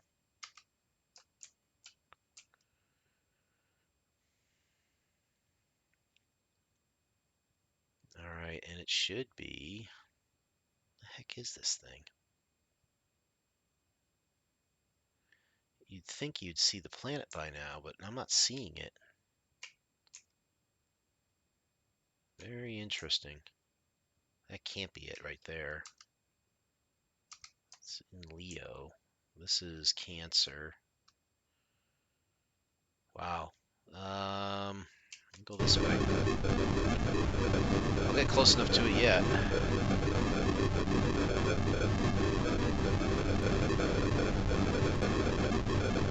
So, I mean, for those who don't follow football,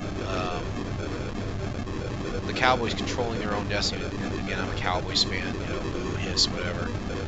But by them controlling their own destiny, what it means is if they win their next game, they'll be the number 2 seed in the playoffs.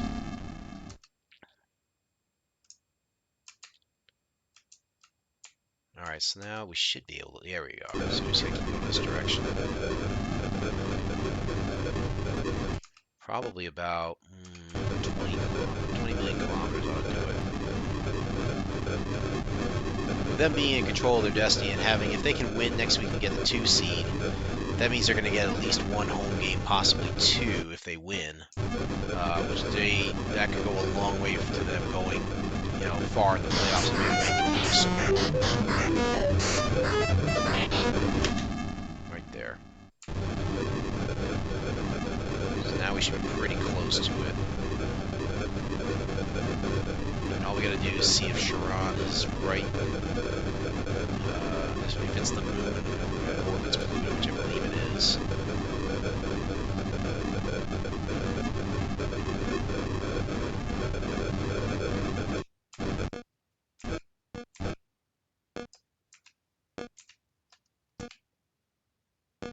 Yeah, we're getting really close to it.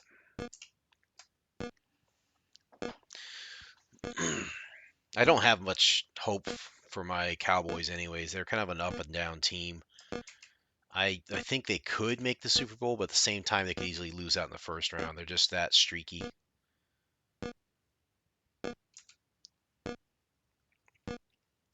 No one's a fan of the Cowgirls. You know what I mean? It's like, there is Sharon. There you go.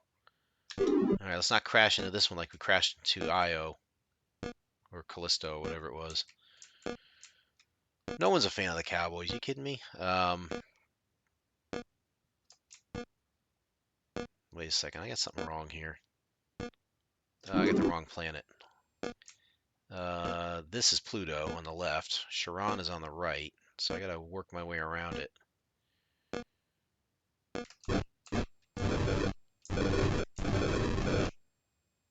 Let's work this way towards it. A little bit tricky to do this orbit because this is such a small body going around a planet that's this small. And yes, Pluto is a planet. I don't want to hear anything about it.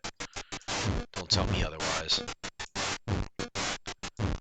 Pluto is a planet, damn it.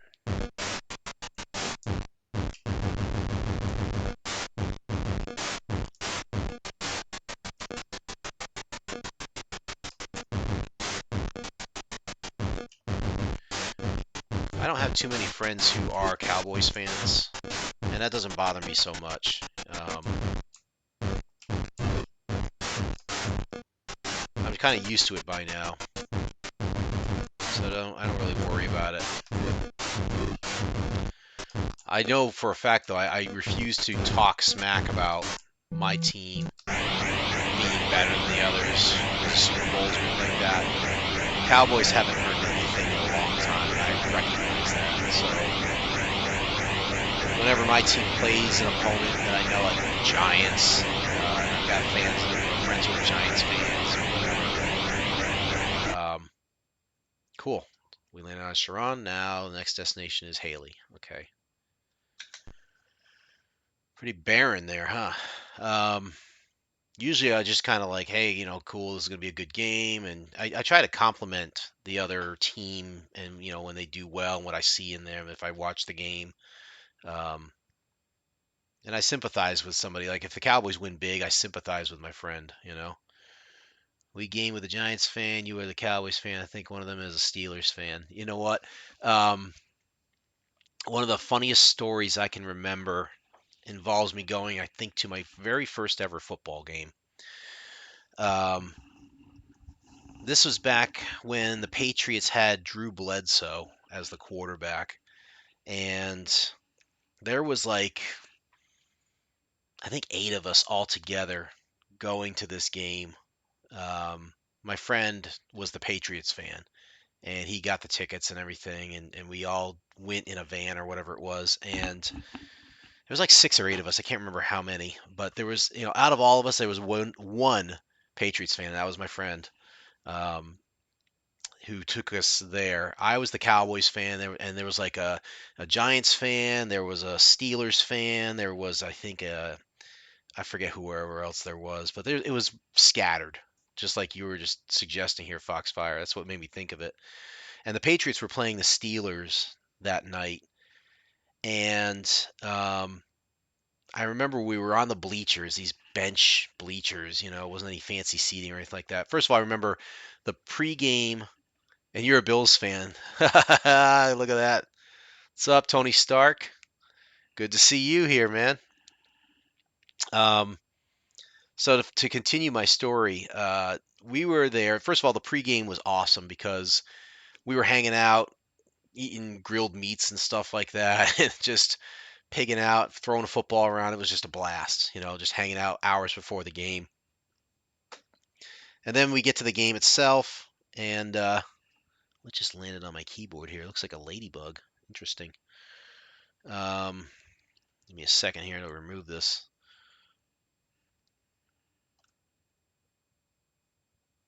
Oh, he's still alive. How about you get off my keyboard, please? No, don't go in my keyboard. Thank you. Come on. Get out of there. This is a pain. Come on, buddy. I don't want to hurt you. No, no, no, no, no. Get out of there. There you go. Go ahead. You're free. Let's put you. How about that way? Good. Does it have 2 yellow spots? My computer's bugged. I can't tell, man. It's dark. I just I know it's a ladybug, so I'm like, get it on out of here. Anyway, to finish my story, um, we get to the game. We're watching the game itself, and we remember Drew Bledsoe. Um, Good to know. Drew Bledsoe, he was an up and down quarterback. He would throw touchdowns. Some weeks he would throw 3 or 4 touchdowns. Other weeks he'd throw 4 interceptions. He was kind of streaky that way back when we were watching him. And with about 2 minutes to go, there was a guy that I had befriended who was also a Cowboys fan. He was sitting on the bleachers right in front of us, and we were talking throughout the game. Just we had no interest in the game itself in terms of like we didn't have like a rooting interest in it. It was kind of a casual fan type of thing, observing the game. We were having fun with it, uh, you know, watching the good plays and everything. I remember this guy right at the 2 minute warning of in the fourth quarter. He turns to me and turns to the rest of us and says, Drew Bledsoe has had a heck of a game. He hasn't made a whole lot of mistakes. He's thrown the ball well. He's seeing the field well. He's having a good game statistically. I'm very impressed with what I've seen from him, in terms of, how well he's playing tonight. And I think the Patriots could go a long way. And this was like the game's tied, I think, or it's close to tied or something like that. And the Patriots have the ball at the 2 minute warning. They're driving down the field.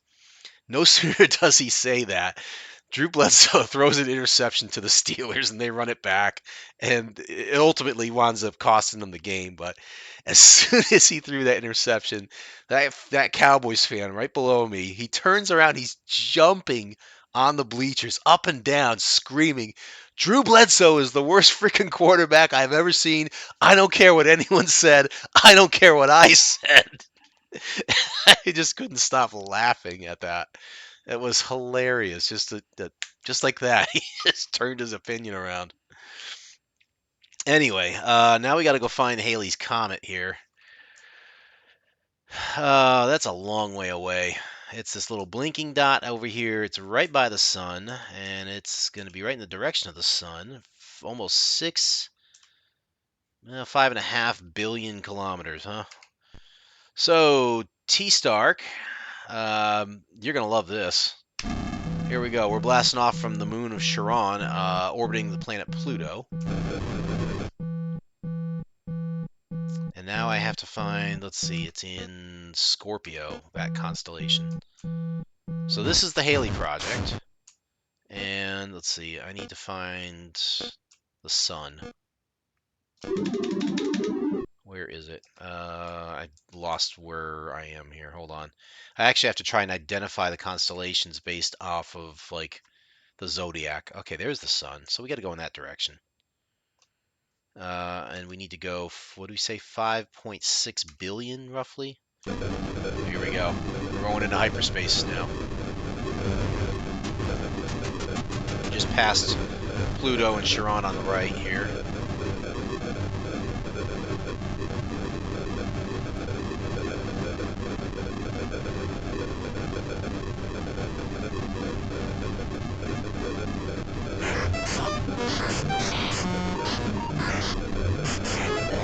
There we go. Again, I apologize for the seizure. If you get the seizure from this.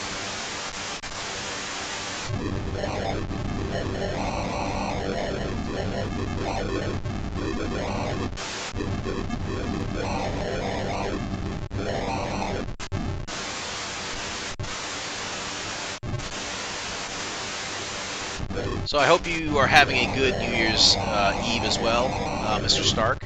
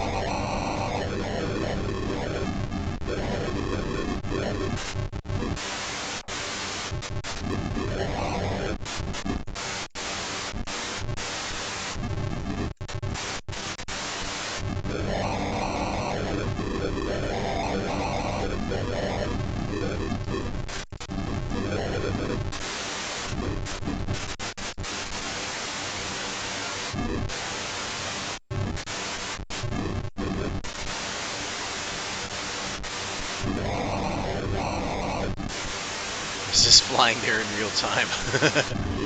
Well, depends on your definition of real, I suppose. More games with the kids, I love it.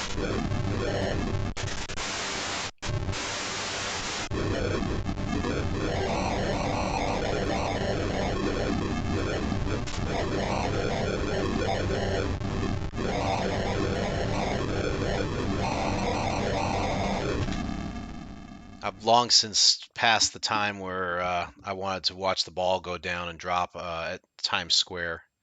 Um, I don't need to do that sort of thing anymore. I'm like, yep, it's going down the pole and it's down. There it goes. All right, great. Libra this time, huh? Libra, Libra. There's the sun. So it should be to the right of the sun, huh? About 270 million kilometers, huh? Guessing this is it right here.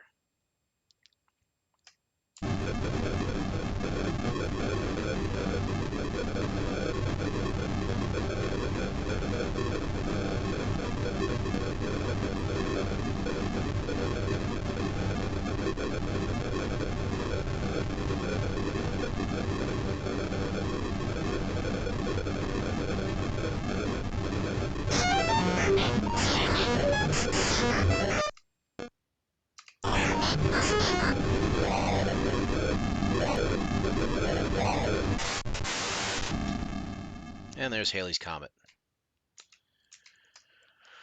Yeah, if the kids didn't want to stay up, I'd be sleeping already. Yeah. Well, I'm a night owl anyways, but I don't have any desire to watch the ball drop anymore. I mean, I'm usually up past midnight most nights anyways.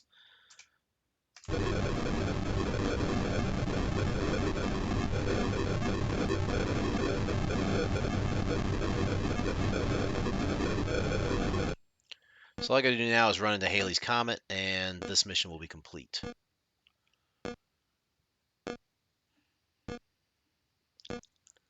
Wife is already in bed sleeping an hour ago. Same here.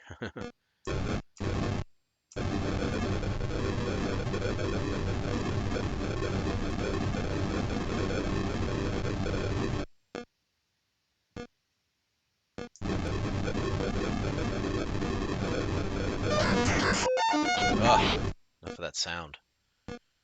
It's annoying after a while.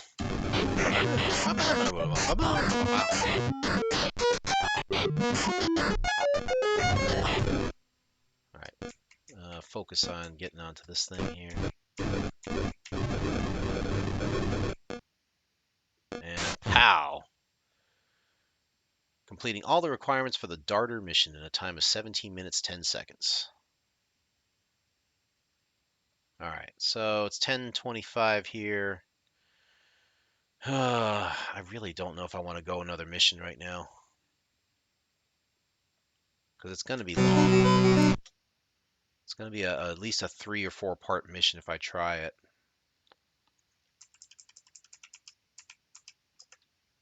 It's the Condor mission.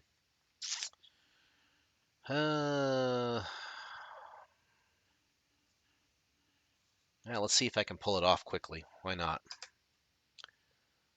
This will be the last one for tonight. All right, first destination, any planet larger than Earth. That's easy. We'll go to Jupiter. Mercury, Venus. So for anyone looking at this that doesn't realize what I'm looking at here, it's the simple star map. The yellow dot is the sun. The green dot in the middle is me. The blinking dot will be Halley's Comet. And the dots that you see here are the planets that are around the sun. So I can see Mercury's pretty close, then Venus, Earth, and Mars. The next one on the screen should be Jupiter right there. And I'm just scaling and zooming out to get a larger view of the solar system. So I can see Jupiter is in the Virgo constellation, about 900 million kilometers away. So we're going to aim for that. What am I looking at now? I don't recognize the constellations so much. There's the sun. That's Scorpio. This should be Leo. No, Libra. Sorry. Libra, Virgo, Leo. No, that's Cancer. I went too far. It's probably this one over here. I'm guessing this is it right here. This little dash I'm looking at, that's probably Jupiter. So we want to get there about 900 million kilometers.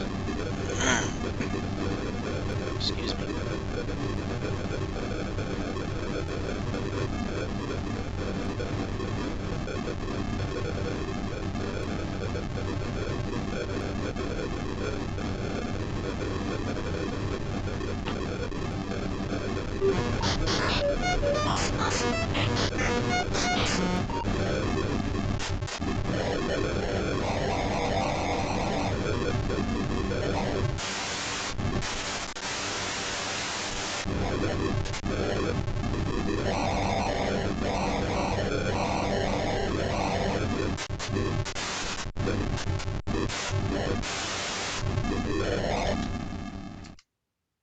Nice.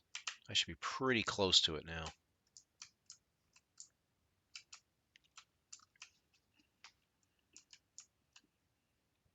Looks like it's about 86 million kilometers, and it's in Sagittarius now.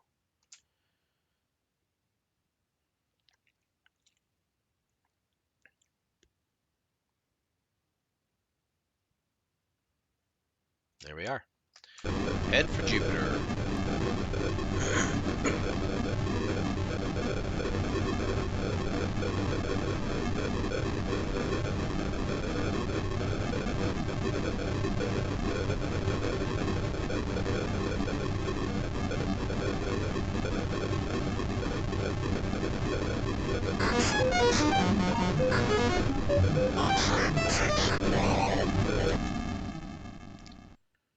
Just want to get a little bit closer there.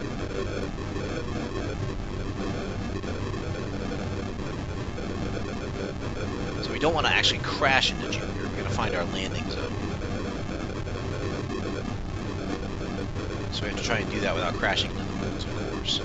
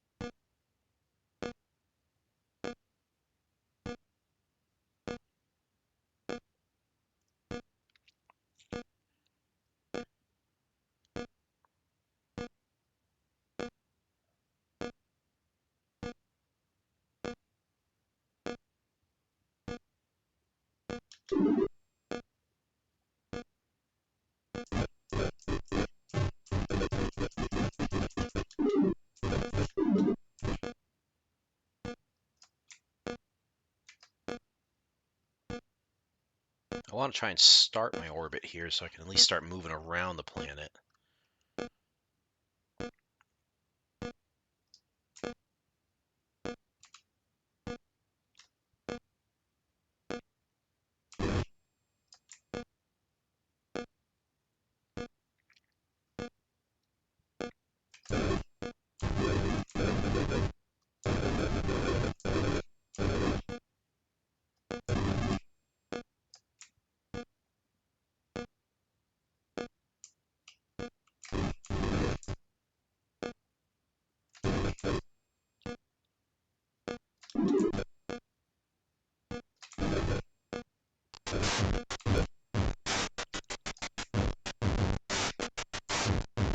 Oh no. As you can see there's a moon right there I have to watch out for. Amalthea. Which I could have landed on, but I don't want to land on that. I want to land on Jupiter. So I have to be very cautious here. Try and find this landing zone quickly without hitting another moon.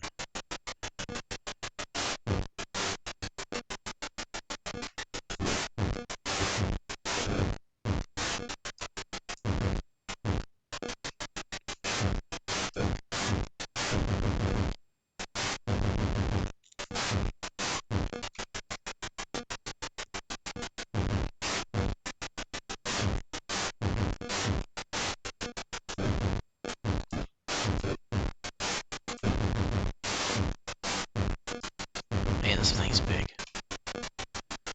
Come on. There we go. Landed safely on Jupiter.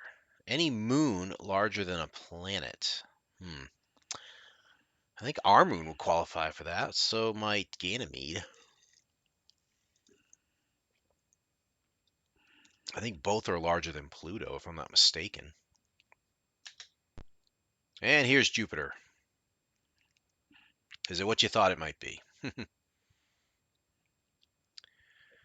Alright, so let's just try and land on Ganymede, I guess.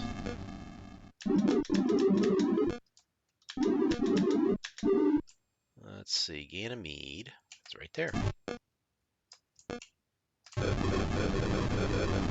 I'm pretty sure Ganymede's a pretty large moon. So we'll land on that one. It should qualify, I think.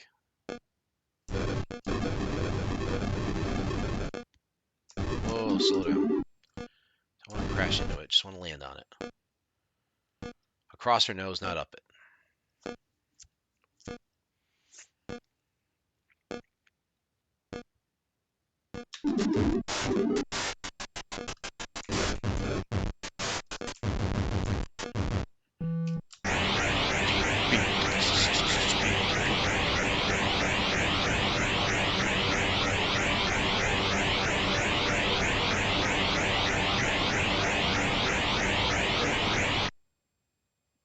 Alright, second leg of the Condor mission completed.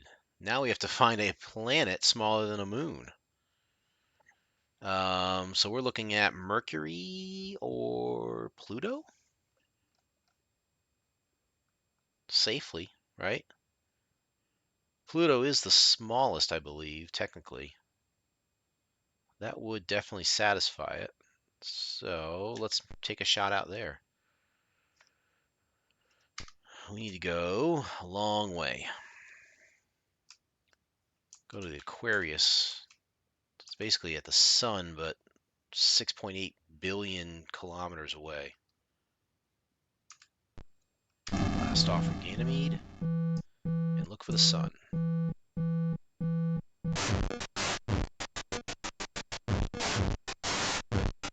Where is the sun? So this direction, only 6.8 billion.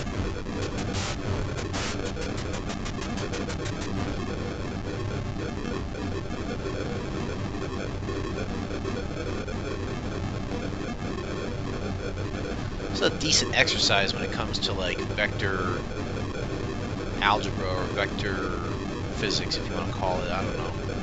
It's a nice little simple exercise you can use. Alright, it's going to be a little while.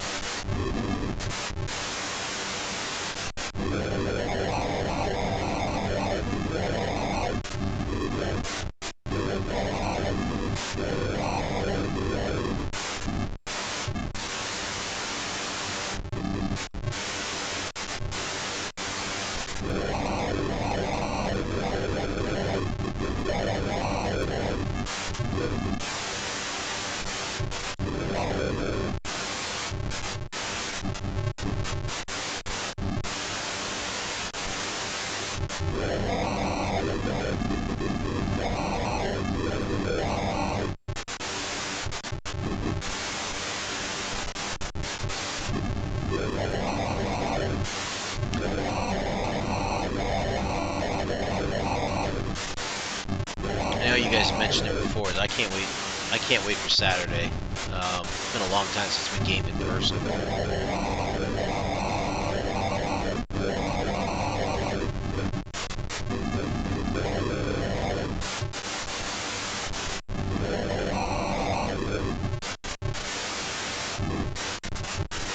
As it is, I still don't know what I'm gonna do with my cleric on a Friday night game.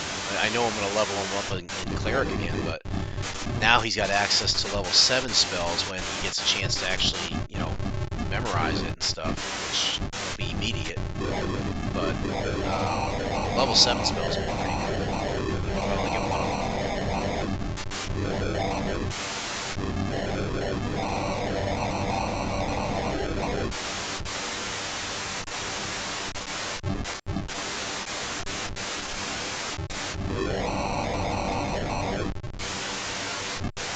The B team going to need to show up.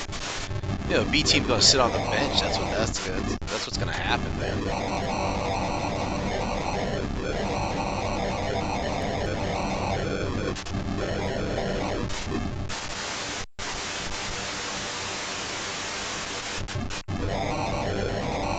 They're going to be those guys at the basketball court saying, "We got next,"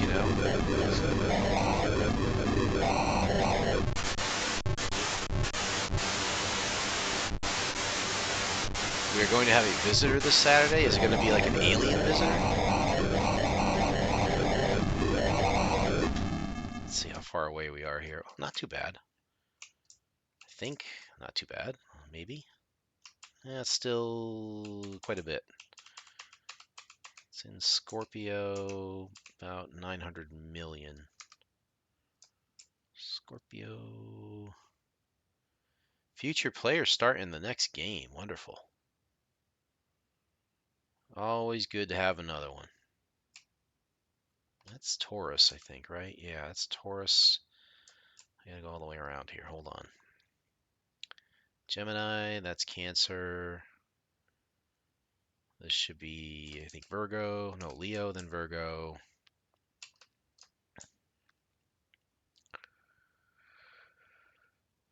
This is just Scorpio right here.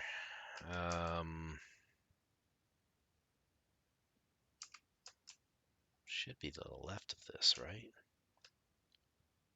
I think it's this way. He said what, 900, about 900 million. I'm all going to have to keep my gnome alive in the next game.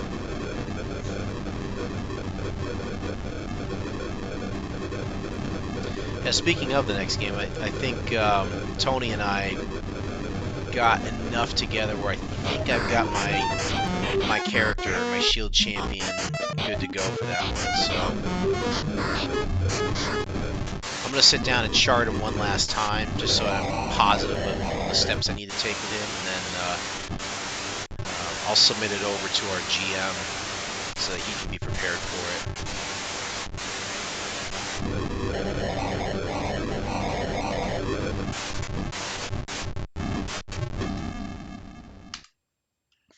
All right, now we are only 125 million away from Pluto.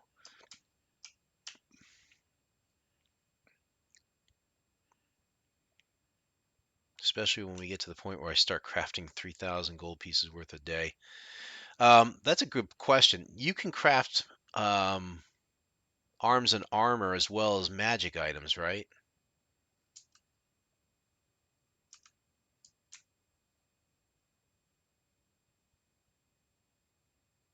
I'm going too far with this Scorpio. I want to say I'm taking almost every craft feat. Got it. Okay. Because we were looking at some of the stuff that my character would need. I think the shield is going to be the big one. I'm going to go 125 million this direction. We're going to have to craft a major good shield. There was what do they call it? A feature that you could include into the shield, which basically, I think it's called determination. It's much further down the road, but it would be perfect for my character who's a Captain America type. Basically, using this, if he goes down to 0 hit points or below, an automatic breath of life is cast upon him so he can come back, which is a great regen feature for a Captain America type. It's a great thing, but it's going to be freaking like costly just to throw that on my shield. on pages of spell knowledge. Okay.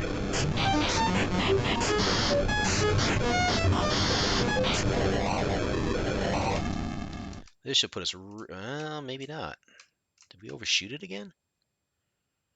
Boy, Pluto is a hard one to track down sometimes. 82 million in Aries, huh? That's got to be over here. I still don't see any sign of the planet. It's so small. See, this is Taurus right here, and that's Gemini, so it's got to be over here somewhere.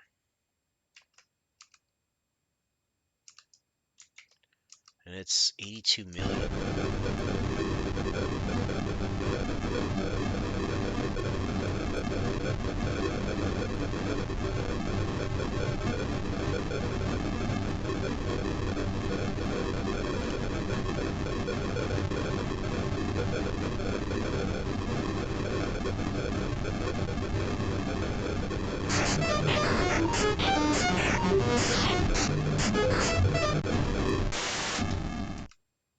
All right, now we're close. Wicked close. Should be over to the right here. Yeah, this has got to be it. So we just got to land on Pluto. That'll complete the next leg. Again, the clues in this game are not difficult terribly. You know, for this mission, for example, any moon larger than a planet, any planet larger than a moon. I mean, if you know your basics of the solar system, you can pretty much guess some of these things.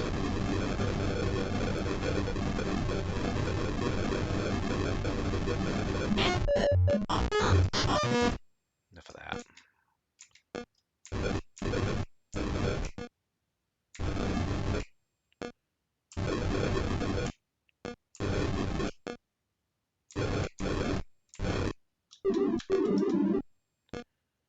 Let's get in on this thing. Not hit the moon.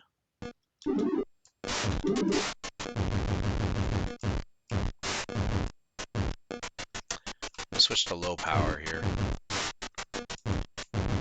So I just do gentle thrusts here.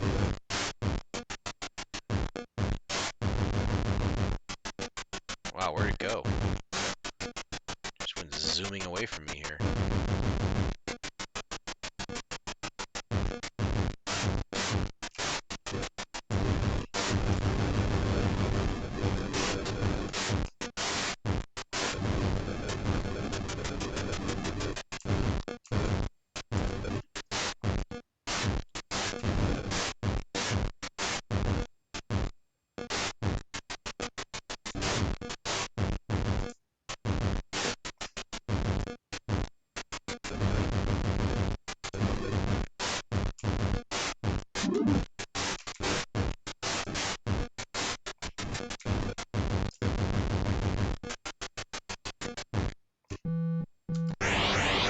That last little music that you hear when you get close to the planet reminds me of another game called Agent USA, which is a very similar sounding like sound or music when you travel on the trains and stuff. I'll try and bring that one up as another one of those little one-off games there. It's not a terribly difficult game, and you could probably play it within one session. But it does test your knowledge of geography a little bit, so that's pretty cool. All right, Halley's Comet. There's Pluto, folks, in glorious 8-bit color. All right, where's Halley's Comet? I see a blinking dot out there. It's towards the sun. That's really all I need to know right now. So it's almost 6 billion kilometers away in Cancer. So I just got to find the sun, basically.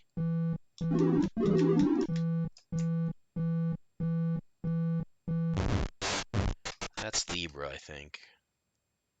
So if I keep turning to the right, I ought to be able to find it. My only offensive spell my gnome will start with is Acid Splash. So I gotta go 6 billion, roughly.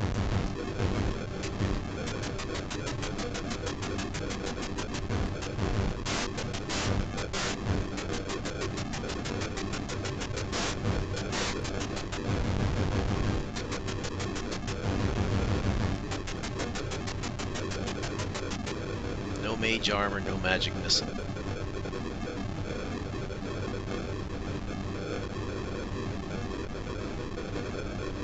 I think from what Tony and I were talking about is we had the thought that I gotta get the high power. Hold on. We were talking about maybe trying to make my character be the face of the party, even though he doesn't have all the great diplomacy skills initially. The goal is to try and use him as like the mouthpiece, I guess. In most cases, I don't know if it's gonna work or not. Kind of makes a little bit of sense, but at the same time, I'm like, I don't want to just like take the lead on everything. I want to like spread it out a little bit and let everybody shine if I can.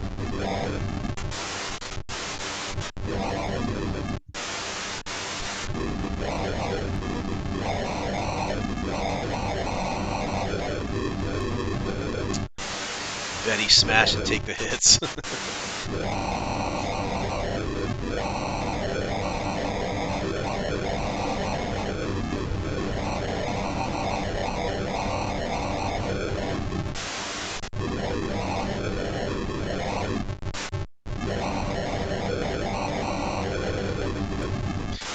I wonder what it would take for you to craft Mjolnir. I wonder if your gnome can craft something like a Mjolnir. I'll eventually turn into a co-structure with my bloodline.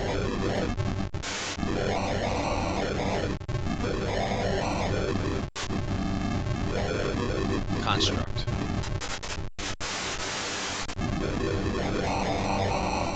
Because that's the one thing I didn't think much about until recently with my Captain America characters.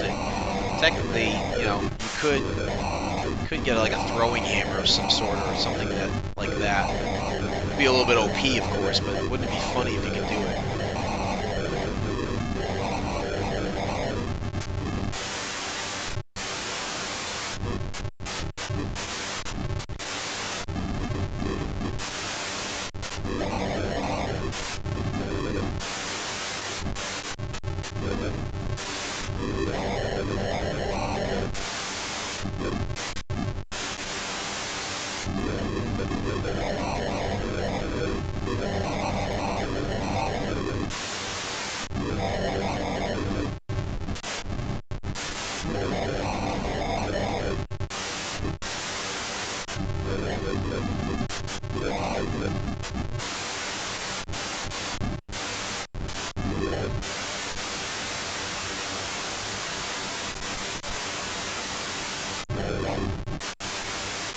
Take a Warhammer and add throwing and returning. Don't think there's any ability to give the fly ability. Honestly, I don't think he needs the fly ability. I mean, technically, according to canon, he didn't actually fly with Mjolnir. He did use lightning, though, so there is that, but throwing and returning with a Warhammer is not bad.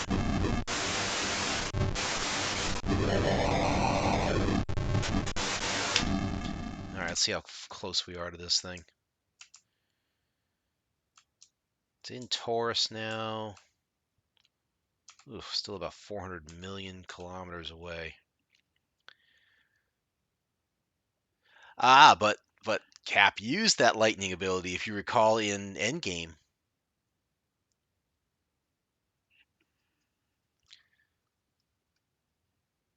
So Taurus should be this way, I think. Yeah, there's Cancer. There's the Sun. Gemini. Is it? That might be it. I'm going to guess it's this one. I think it's this one and not the one to the right. I gotta go 388 million kilometers. Wow.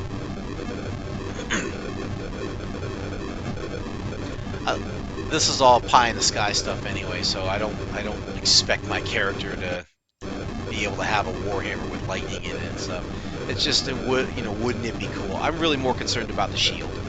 I really want the shield to enhance him as much as possible, along with magic items that can make him seem like a Captain America.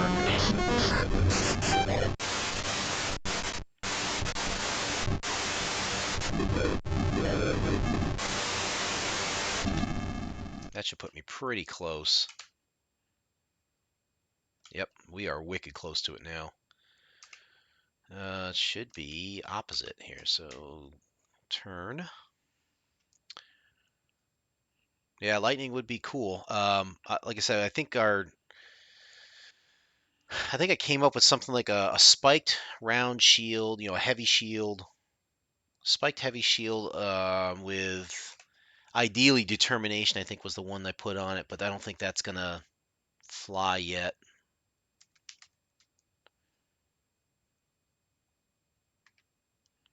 Let me bring it up right now while I've got it.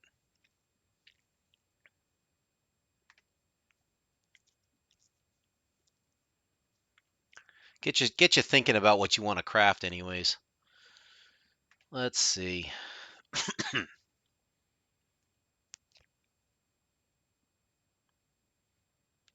um, level 9, I think it was, and the armor was magic. Why is it not showing?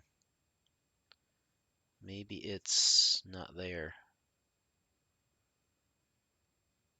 Where is it now? This guy? Yeah, it was a +2 bashing shield. Excuse me. Um, so it's got bashing on it. It's got shield spikes, adamantine if we can pull it off. But it's basically a heavy steel shield with those features: +2 bashing, spikes, and make it made out of adamantine if possible. That would be pretty close to what Cap could do, and with at that point, I'm looking at level 7 with this guy, just out of a base attack where he can do a shield bash. Funny thing, I'll need you all to protect me. However, I'll be getting the group into trouble. Yeah, I can imagine that. I can definitely imagine that. He'll be able to do 3d6 plus 5 normally with the shield bash with that. And that's not counting like if he enlarges. How much does the weapon cost? Oh, that's a great question. Probably a lot.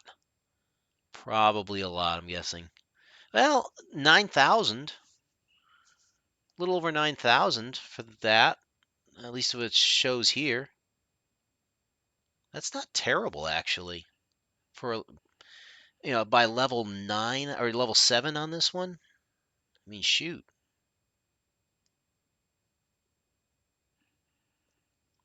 That's doable by level 7, I think.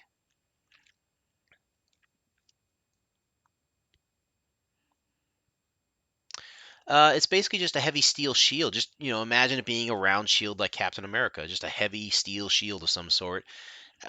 Adamantine, if you can do it. That would be ideal. And it's got to be, well, it doesn't have to be, but what we've worked out with it so far is it's a heavy steel shield made out of adamantine. It's got shield spikes for the extra damage, I think. It's a +2, and it's got bashing, which gives it a shield bash as if it's 2 sizes larger. And that's a +1 bonus itself. Are you taking orders already? Let's land this sucker. Call this a night.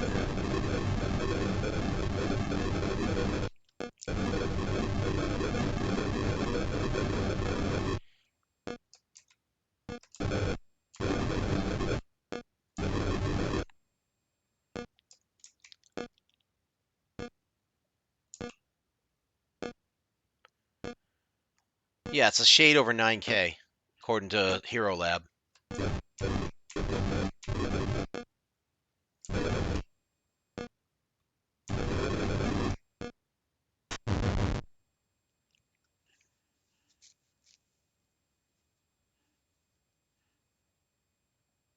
Yeah, that's what I'm looking at right in front of me here is the value. 9,030.